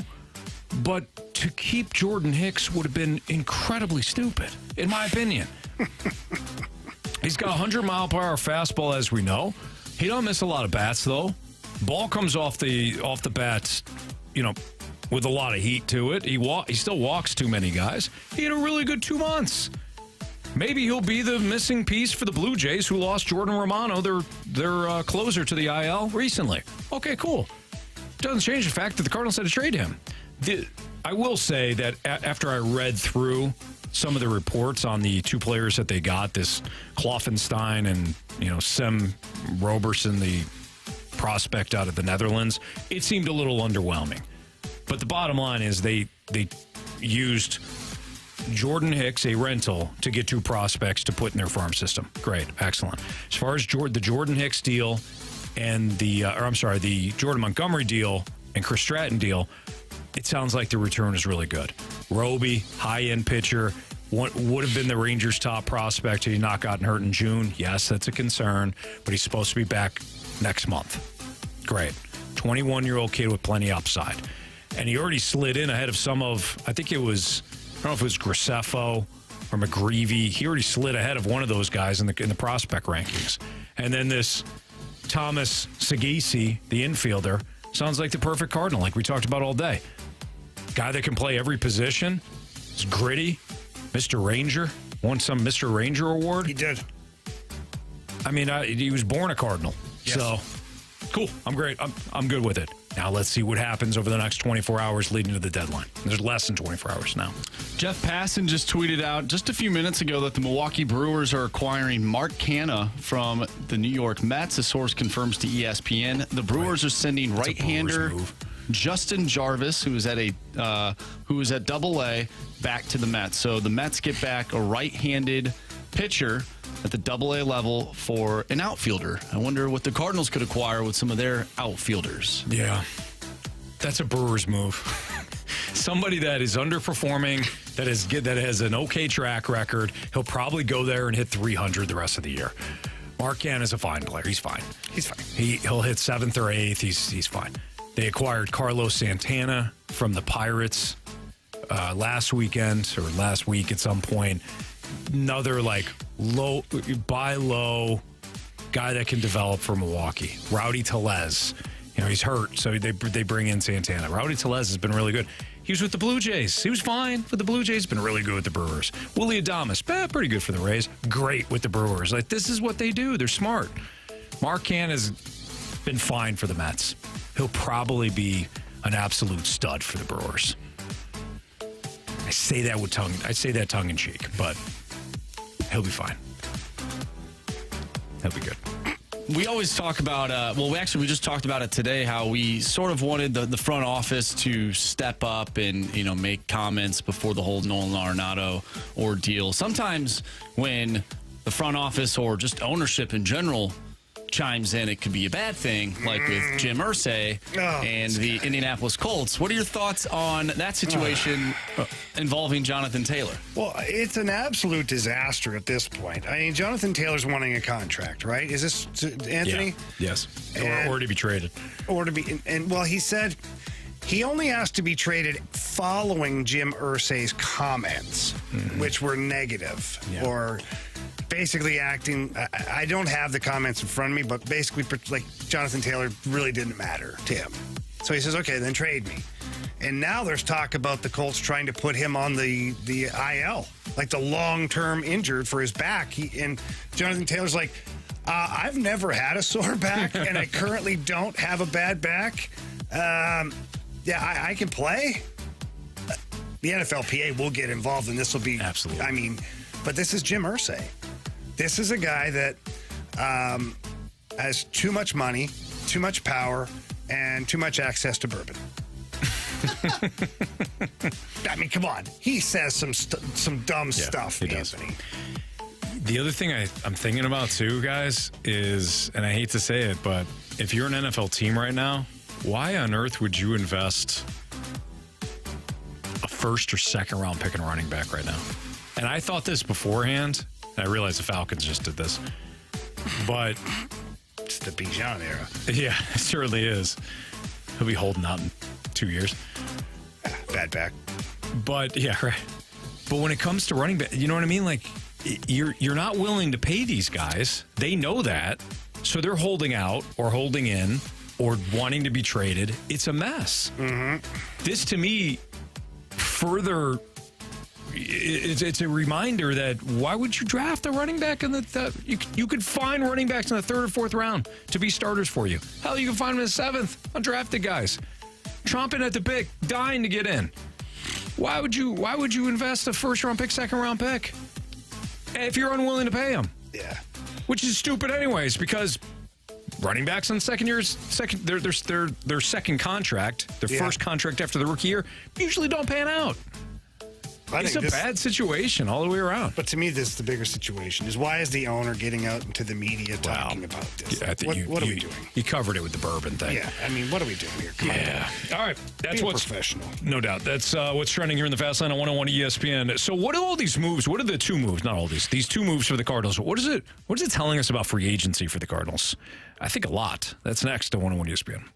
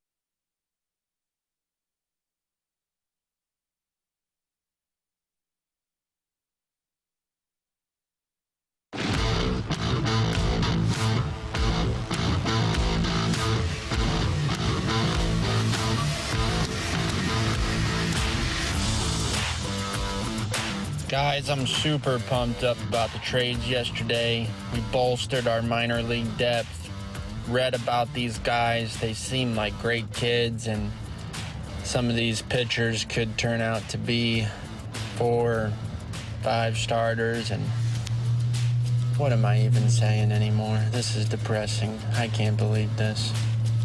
We're that low in the league. I don't even know who I am anymore. What happened to Rex? That was Rex. Rex, hang in there. You're going to be fine, man. Everything's okay. It's just the start, guys. It's just the start. In all seriousness, let me talk Rex off of the...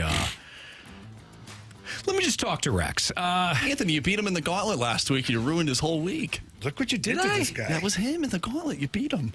You beat him in baseball. I don't know if he got one single question right. Oh, that's right. Rexy went 0 for Gopher. Yeah, he went 0 for Gopher. And this is where your doing has led him to this. He doesn't know who he is. Oh, boy. Okay, listen, Rex, here's the deal. Pitching is the biggest commodity in baseball, as we know, because we need it, and we can't find it. Okay? Perfect example. Now, it's not just pitching at the big league level. And I know everybody is concentrated on the 3 spots that are open in this rotation, not to mention some spots in the bullpen that need to be filled too. Haven't spent a lot of time talking about that. But everybody's focused in on those 3 starting pitchers that are needed for the rotation next year. We want to compete. Really. You don't have 3 spots out of the 5 in your rotation. How the hell are you going to compete? I get all that, Jamie. I really do. Fill the spots. Exactly. Yeah. And you might be thinking to yourself, well, you can fill the spots with these trades. I still think there's a possibility to do that. You still got Jack Flaherty. You can pair them up, right? Get a little creative. Still got some time at the deadline. Okay? So everybody just be cool right now. You might still get a starter at the deadline here. But Jamie, if you're going to do anything moving forward, you need young, cost-controlled pitching. And the Cardinals had a little of that. Well, now you do. Actually, hold on. Time out. You never have enough young, cost-controlled pitching. Okay? Ever, Jamie. Okay. I can throw something at you that I know you'd agree with. Go ahead, Anthony. Throw anything you want at me. You could never have enough. Never mind. You can never have enough pitching. I agree with you. Okay, thank 100%. you. So, Jamie. It's actually healthy. What does this say about, what does the 2 moves yesterday say about free agency then, or this offseason? Here's the other part of this. When I was going through these prospects, thing I thought of, and this is probably the thing that everybody's pissed at, thing I thought of is, now these guys are going to be in rotation next year. It's not funny, Andrew. It's not funny, Andrew. Jamie and I are trying to build a rotation. Marshy's just giggling over there. Unbelievable. The guy that's got bitter beer face every time we talk about the Cardinals because he's so mad about No kidding. things. No kidding. Now he's giggling. Yeah. Yuck it up, Marshy. Well, we're not laughing, Marsh. No. Anyways, It's a Jamie. big problem. They got to get aggressive in the offseason. That's what these moves. Anthony, because Jamie, I listed a whole bunch of pitchers. Do you think the Cardinals have it in them to be aggressive? God, no. But seriously. There he goes again. But honestly, do they have it in them to be aggressive? No, but you do have options. Define Cardinals aggressive. Cardinals aggressive would be overpaying for an average talent. Yeah, Steven Matz. Well, you got plenty of average talents available in free agency next year. I know. No, you got some. Listen, Jamie, you got some good options. You do. You have good options. None of these guys is a race, but you wouldn't turn down a Julio Urias.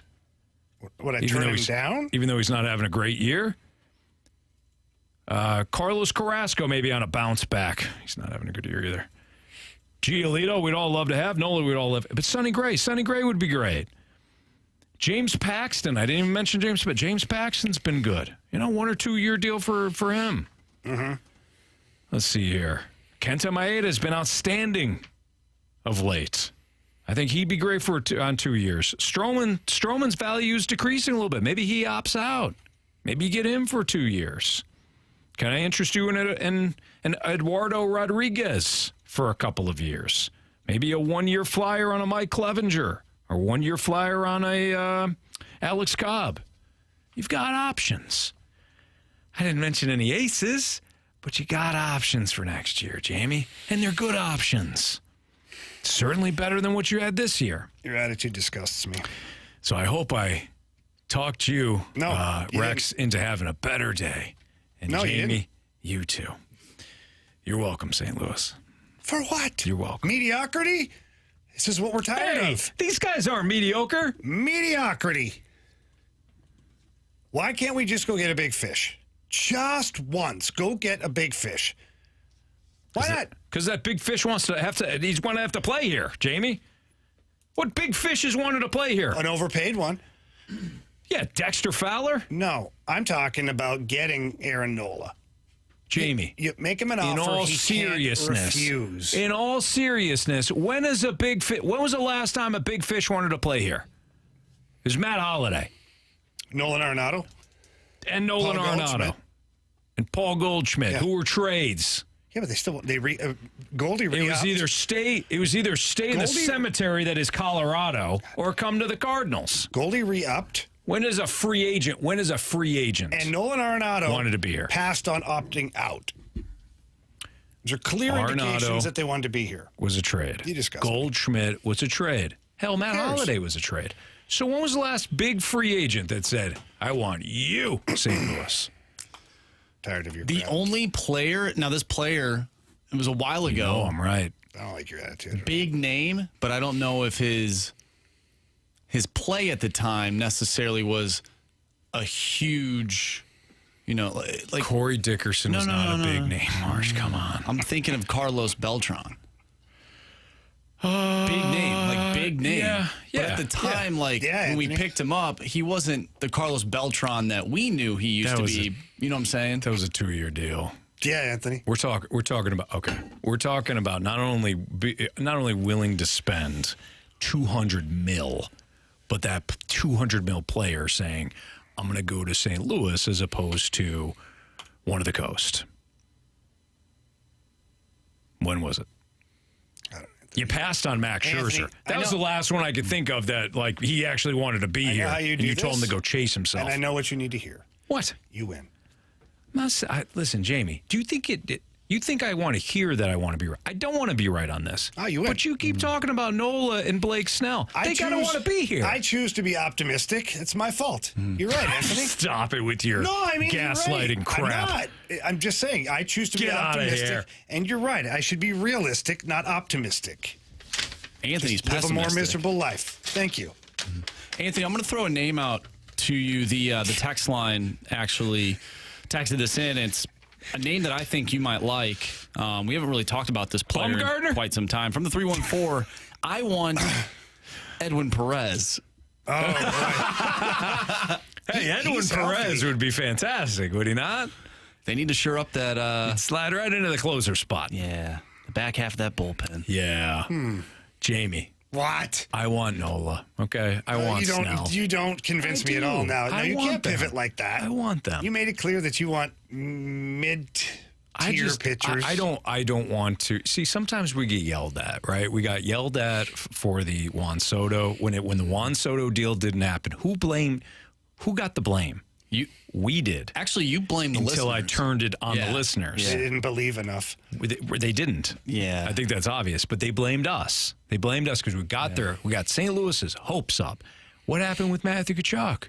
We talked about that's not fair. we talked about Matthew Tkachuk. Yeah, but that was out of his control. And when he went to Florida, it was out of his control. When Calgary sent him to Florida, who got blamed? We did. Yeah, specifically Jamie. So all I'm trying to do is not get your hopes up. Right. And then we blame the listeners again. Now we've gone from being optimistic to realistic to just pessimistic. I don't like where we're headed on this one at all. Serious question. Well, maybe we can be just statistic then, Could you what? Realistic, optimistic, pessimistic, statistic. This is where we're at. Realistic. I got the first three words. Just be stick. Marshy, from a guy, an avid rapper, that was disgusting. Oh, my God. That was terrible. Some call me Eminem. I don't think anyone calls you that. I don't think anybody's ever thought that of you. Eminem at one point said, you can't rhyme a lot of things with orange. And he's wrong. Storage, porridge. I mean, there's a lot of things you can rhyme with orange. I should have had Eminem's career. You're about a street away. It was right there. If only we had bought on the other block. You know? Serious question, though. I can't even believe where the hell we're at right now. Could you see the Cardinals in the offseason doing something like they did a few years ago when they brought in Miles Michaelis, where they look outside of... I said, absolutely. Drew Verhagen. Yeah. Let's bring him back. Marsh, there are no shortage of guys right now in the KBO. That'd be perfect, Cardinals. That's what I'm saying. I absolutely can't do it anymore. I can't. I can't. No. I thought that was your keyboard. I was about to say you too. I did throw the keyboard. I know, but I thought that was your keyboard, your folder. I there. can't. I don't know. Does it matter? Well, kinda. Aren't the Gauntlet rules and stuff? Oh, yeah. Be careful there, kid. It's not them. Oh, okay. Yeah. Just making sure. All right. Jamie's going to collect himself. Then we're going to have the biggest question of the day next on 101 ESPN.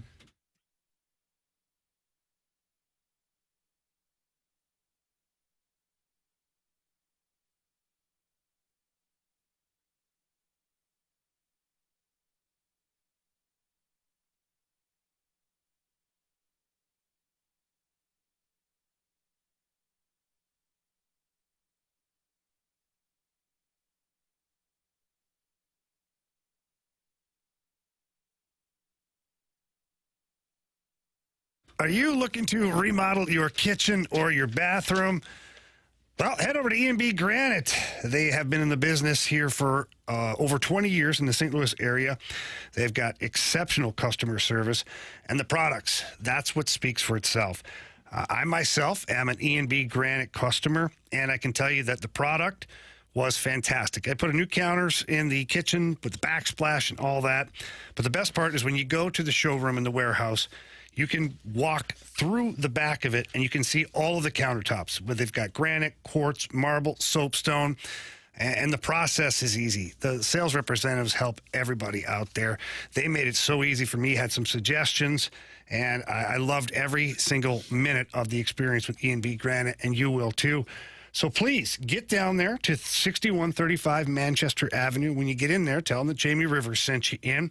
If you can't get there in person, give them a call. Set up an appointment. That number is 314-645-9300. Again, it's 314-645-9300. Or you can visit them at enbgranite.com.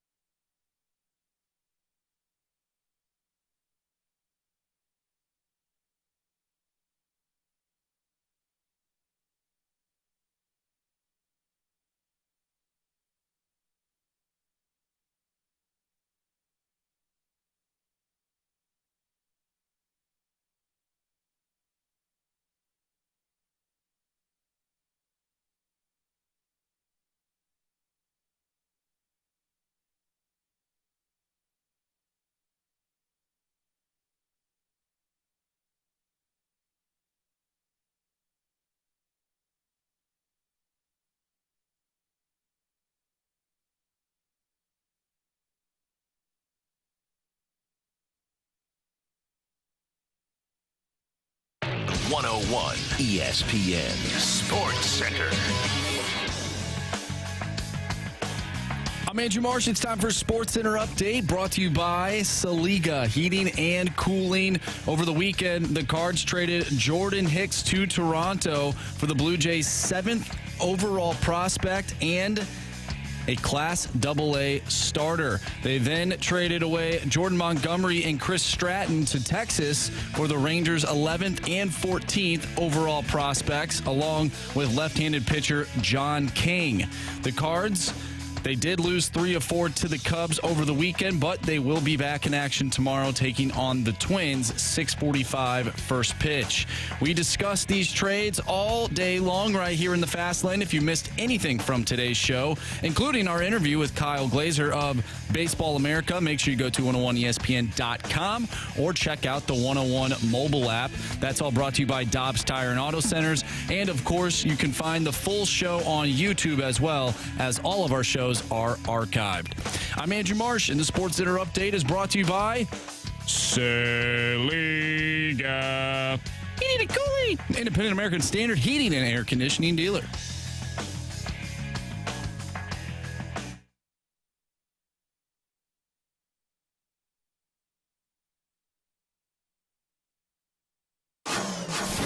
It's time for the Fast Lane's biggest question of the day. With Jamie Rivers and Anthony Stalter, here is Andrew Marsh with your biggest question of the day. All right, gentlemen, it was an early text in the day from the 636. It's quite simple. Bottom line, after seeing everything happen this weekend, and of course, maybe there will be some more moves made by the deadline, but is this team a contender in 2024? Right now, presently constructed, no, absolutely not. They've got, no kidding. Why are Anthony. you discussing with me? Because you just. They got Miles Michaelis and Steven Matz, and then Jake Woodford, Dakota Hudson, and Matthew Liberatore. That's the starting rotation, Jamie. And you're looking at me with disdain and disgust and contempt in your eyes. You can't even play along properly. You know, like son of a. I know we don't even have 5 guys in the rotation. Right? I understand that, Anthony. I get you 5 guys right now. Just go down the street. What do you want on the burger? I'll get you 5 guys then. That's the closest that you're going to get to 5 guys, Jamie. You're exhausting me today. Seriously. Your behavior it's completely sucked the life right out of me. So it's okay. No. What do you want? Marshy, next segment. There we go. On 101. No. What's your answer? Well, I'd like to maybe dive into it and give it a little thought. Well, you don't, though, because as soon as... I don't. No, as soon as Nola and Snell aren't listed at the top of the rotation, you're done with it. You're done with things. That's why we're going to go get them. I give you 42 good options, and you're like, it's not Nola and Snell. I'll take 2 of those options. Fine. Go get 2 of those guys, Anthony. Does that make you feel better? Yeah. Warm and fuzzy inside? Yeah, it does. Good. Fine. At least you're playing now. This team, from an offensive standpoint, can contend. Really? Can I finish my freaking thought? Sure. You're a a-hole right now. Yeah. Not as a hole at all. Just a flat-out a-hole. Go ahead, Jamie. So this offense can compete right now. Problem, Anthony, which you won't recognize at all, is they have the serious deficiency in pitching. You know, Jamie, you're right. I am humbled now by this conversation. No, but you're right. If let's play along with me for real. Okay, let's put our differences behind us, okay Anthony? Right, deal. If they can just go out and get one of those guys that you talked about, and you're hoping that one of these young prospects can seize the moment. You're up to 4 guys at that point. I know you got to have 5. I would like to go get a big bopper. I don't know if the Cardinals will open up the wallet that big to go get a Nola or a Snell. Not sure. But if they could even plop another number 3 in there, in the Central Division, I know the Reds are showing some upside. The Brewers are the Brewers. The Cubs are showing some upside as well. It will be a competitive year. But I still feel like the Cardinals can win the division, maybe not contend. Mm-hmm. Because you're going to need that number one or that ace at some point. And if you don't go get them, you're going to end up being the Cardinals of last year and the year before. Right. So really the only answer is to go and take a sledgehammer to a housefly and get Nola or get Snell. I've been saying it now like a broken record for over a month. Mm-hmm. That is your only solution, is to go get a bona fide ace that can come in and he's your automatic game one starter in playoff series.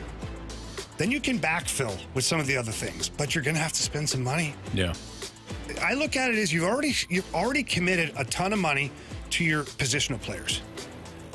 Why not commit maybe not the same, but a good chunk of money to your pitching staff? Like, why has that not been the case? It's always skimp on the pitching and then pay for the positional players. Overpay. At times you bring up the Dexter Fowler, the Matt Carpenter extension. Like, the Cardinals are more than willing to just make it rain on positional players, but then when it comes to pitchers, we'll only sign them as a number 3 or a 4. My read on the situation is DeWitts. It's the DeWitts. They don't feel comfortable spending a truckload of money on pitching, especially just one pitcher. Let me ask you this, Jamie. And by the way, I do agree with your take on where this team is at. If they had an ace in the offseason, then yeah, they're a contender again in 2024. What if they don't get an ace, but they get 3 quality starters? I feel like you're right back to where you were before. I agree, but you're still a contender, right? Yeah, you are. I mean, you're in the sense of the Cardinals. A contender of what, though? The division. Okay, so that's I look and then at beyond contender. that, they have to have 482 things break their way, and then they could maybe win a pennant. So I look at it when I hear the word contender. Mm-hmm. I'm talking like nationally pennant. Oh, I was talking about from the Cardinals standpoint, which is just to hang another NL Central Division banner, which is the only thing. See, this is where maybe our communication was different. I was thinking it from the Cardinals' perspective, because winning the division is the only thing that they care about. I don't necessarily know that to be true, but it is nice to win the division. It guarantees you at least a playoff spot. Yeah, that's what they think. Yeah, we think. We don't know that for sure.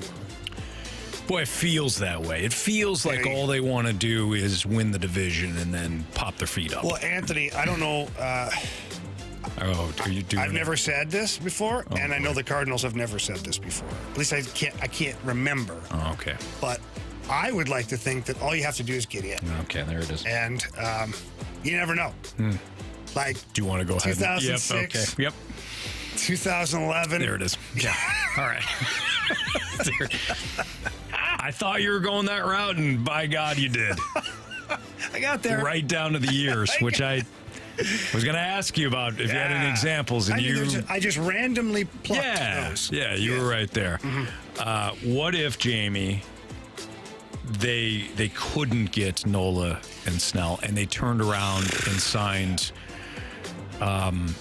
they instead of $200 million, they spaced it out to some combination of the guys I listed before. Yeah, Gray, Sonny Gray, listen, Paxton. I'm fine with that. Okay. Yeah, Just you're not going to win a World Series. When that happens, I'm willing to wrap my brain around the fact that it's going to take a lot of things to go the right way for us to be an actual contender.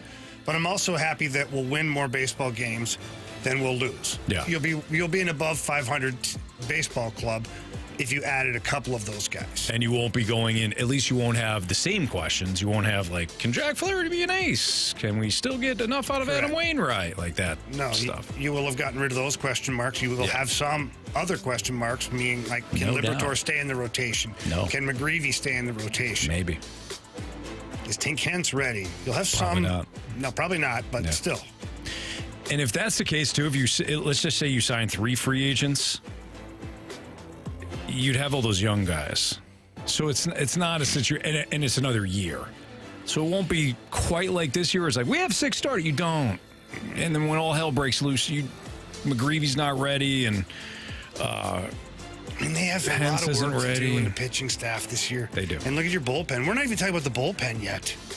No. The bullpen is an epic season at blowing saves. To me, this is where, I know I'm not going to earn many friends on this, but that's where you can kind of, to use your words, backfill on with some of these young guys. Matthew Liberatore, to me, would be a solid lefty out of the pen. Just my opinion on that. But all right, it's Fastlane on 101 ESPN. What you missed? In the rotation. Plus, we'll have two pitchers. Plus, we'll update you on some other trades that have just gone down in the last, nothing that earth-shattering, but some other trades that just went down in the last 10 to 15 minutes. It's all coming up next on 101 ESPN.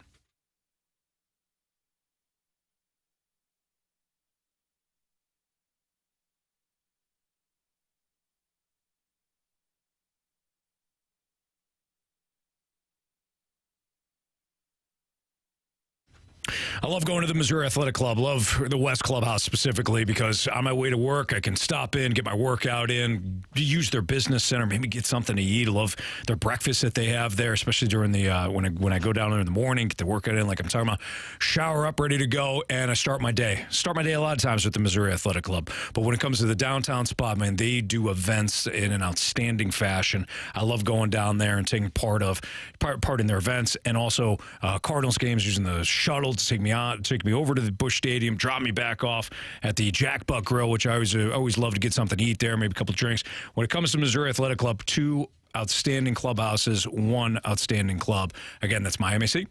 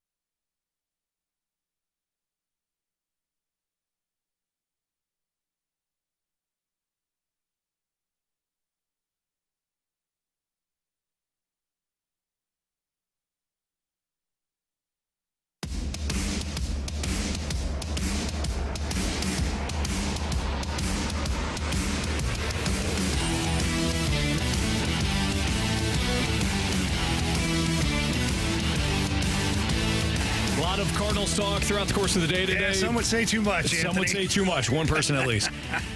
You can check it all out on the podcast, available at 101ESPN.com after the show, or your 101 ESPN mobile app. It's all brought to you by Dobbs Tire and Auto Centers. Couple of trades that have gone down over the last half hour or so. Jesse Doherty of the Washington Post reports that the Nationals will receive a couple of minor leaguers in exchange for Jeimer Candelario, who is a third baseman for the Nationals. So the Cubs, Jamie, they are adding players. Candelario, again, a third baseman, having a pretty good year for the Nationals, former Tiger. So the Nationals picked him up in the offseason and dealt him for a couple of prospects. So the Cubs, again, they're adding some players. This one is strange to me. The Giants will acquire A.J. Pollock, who is injured, and he's been terrible this season. And Mark Mathias, who was just DFA'd by another team and picked up by the Mariners in like June. So he's not good. So the Giants, I don't know if they're just sending the Mariners a couple of like notebooks, a couple of used notebooks for these two guys, but nonetheless, the Giants made a move today. And Mark Canha, we mentioned this a little bit earlier, Mark Canha from the Mets will go to Milwaukee. So the Brewers adding another player in Mark Canha after they acquired Carlos Santana, not the guitar player, Jamie, the first baseman, last week. I think there was another, the one that I think you read off, Paul Sewald, going from the Mariners to the Diamondbacks. Diamondbacks are closing in on a deal to acquire Paul Sewald, according to Nick Picario of the Arizona Republic.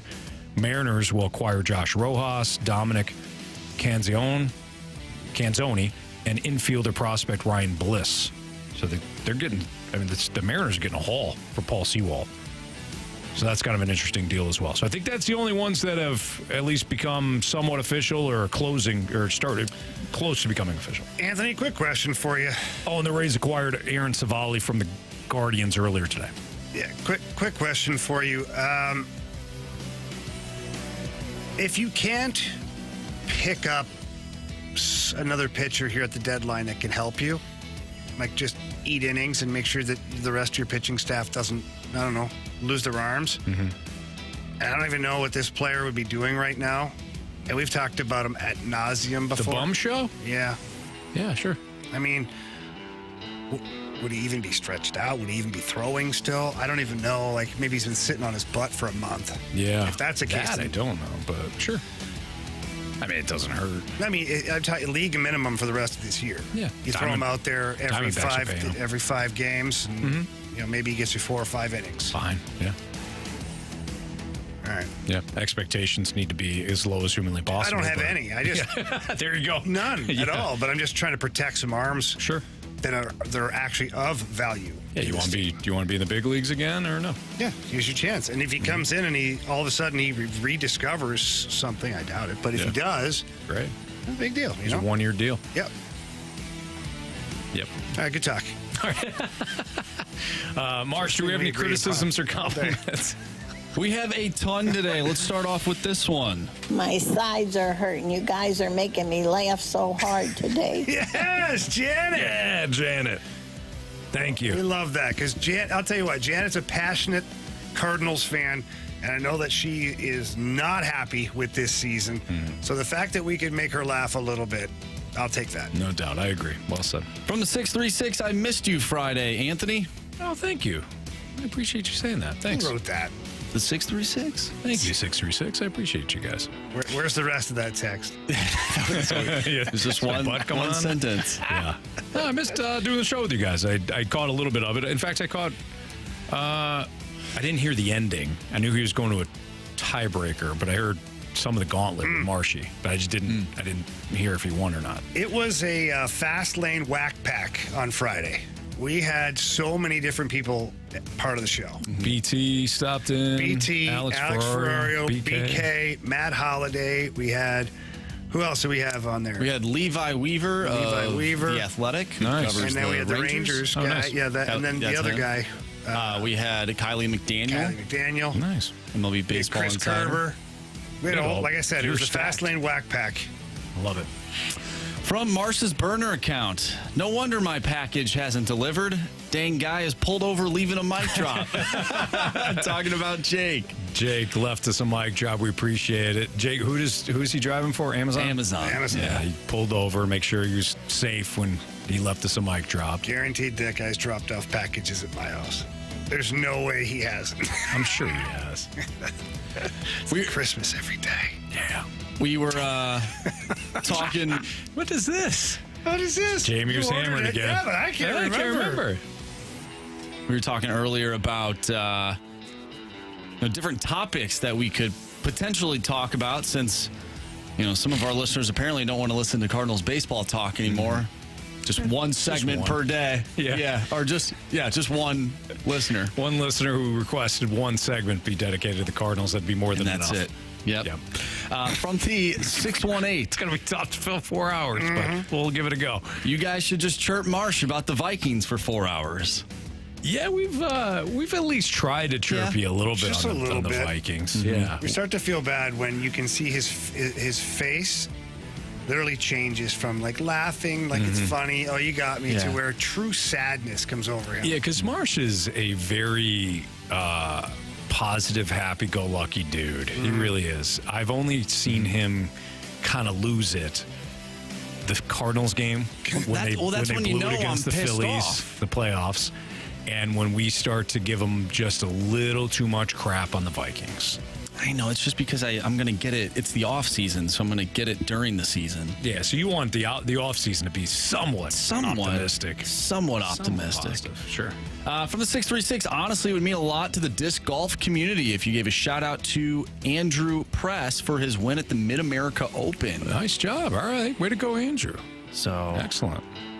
Another sport we could dive into, disc golf, of course, from the 314. Speaking of cricket, which Jamie brought up earlier, the other week my son's baseball team was at the cages in Chesterfield Valley, and a cricket team came in and turned the pitching machines toward the ground to get the bounce. The kids lost all interest in baseball.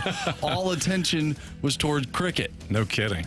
Yeah, is cricket starting to become more popular in the States? I don't know. There's a very there is certainly a population of cricket players. I don't think it's starting to become more popular, but it is fascinating to watch them play as they come in with the pitch and the big swooping throw and it bounces off the ground and they got to time it and they got the little half moon bat paddle. Yeah.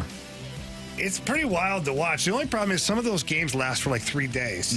Yeah, they do. It's crazy. I don't understand that. Like if you give me like 9 innings, and I know they're not going to go to 9 innings because it's cricket and there's tradition. Right. Shorten the game somehow. Yeah. It's not all that bad because almost every pitch is a hit or there's something that happens. Yeah. But I've never understood that. I got into a discussion one time with a guy and he was starting to explain. He was a cricket player and it was fascinating. Then he said, "Oh yeah, we had games like 3 days long." I'm like, "I'm out." Yeah. How the hell do you watch that? I got in a pretty, it wasn't heated at all, but it was a spirited debate on my honeymoon. I was talking to somebody that loves cricket, and we were comparing cricket and baseball. I was hammered. I'm like, no, you don't get it. Here's a curveball that these guys do. They bounce it. In his we don't accent. play with gloves. Yeah, we went back and forth. Nothing got done. Nothing got solved that night. Javi Baez would be pretty good at that. That's true. He probably would be. Yeah. Jamie, I'm sure you'll pick up one of those cricket paddles here soon.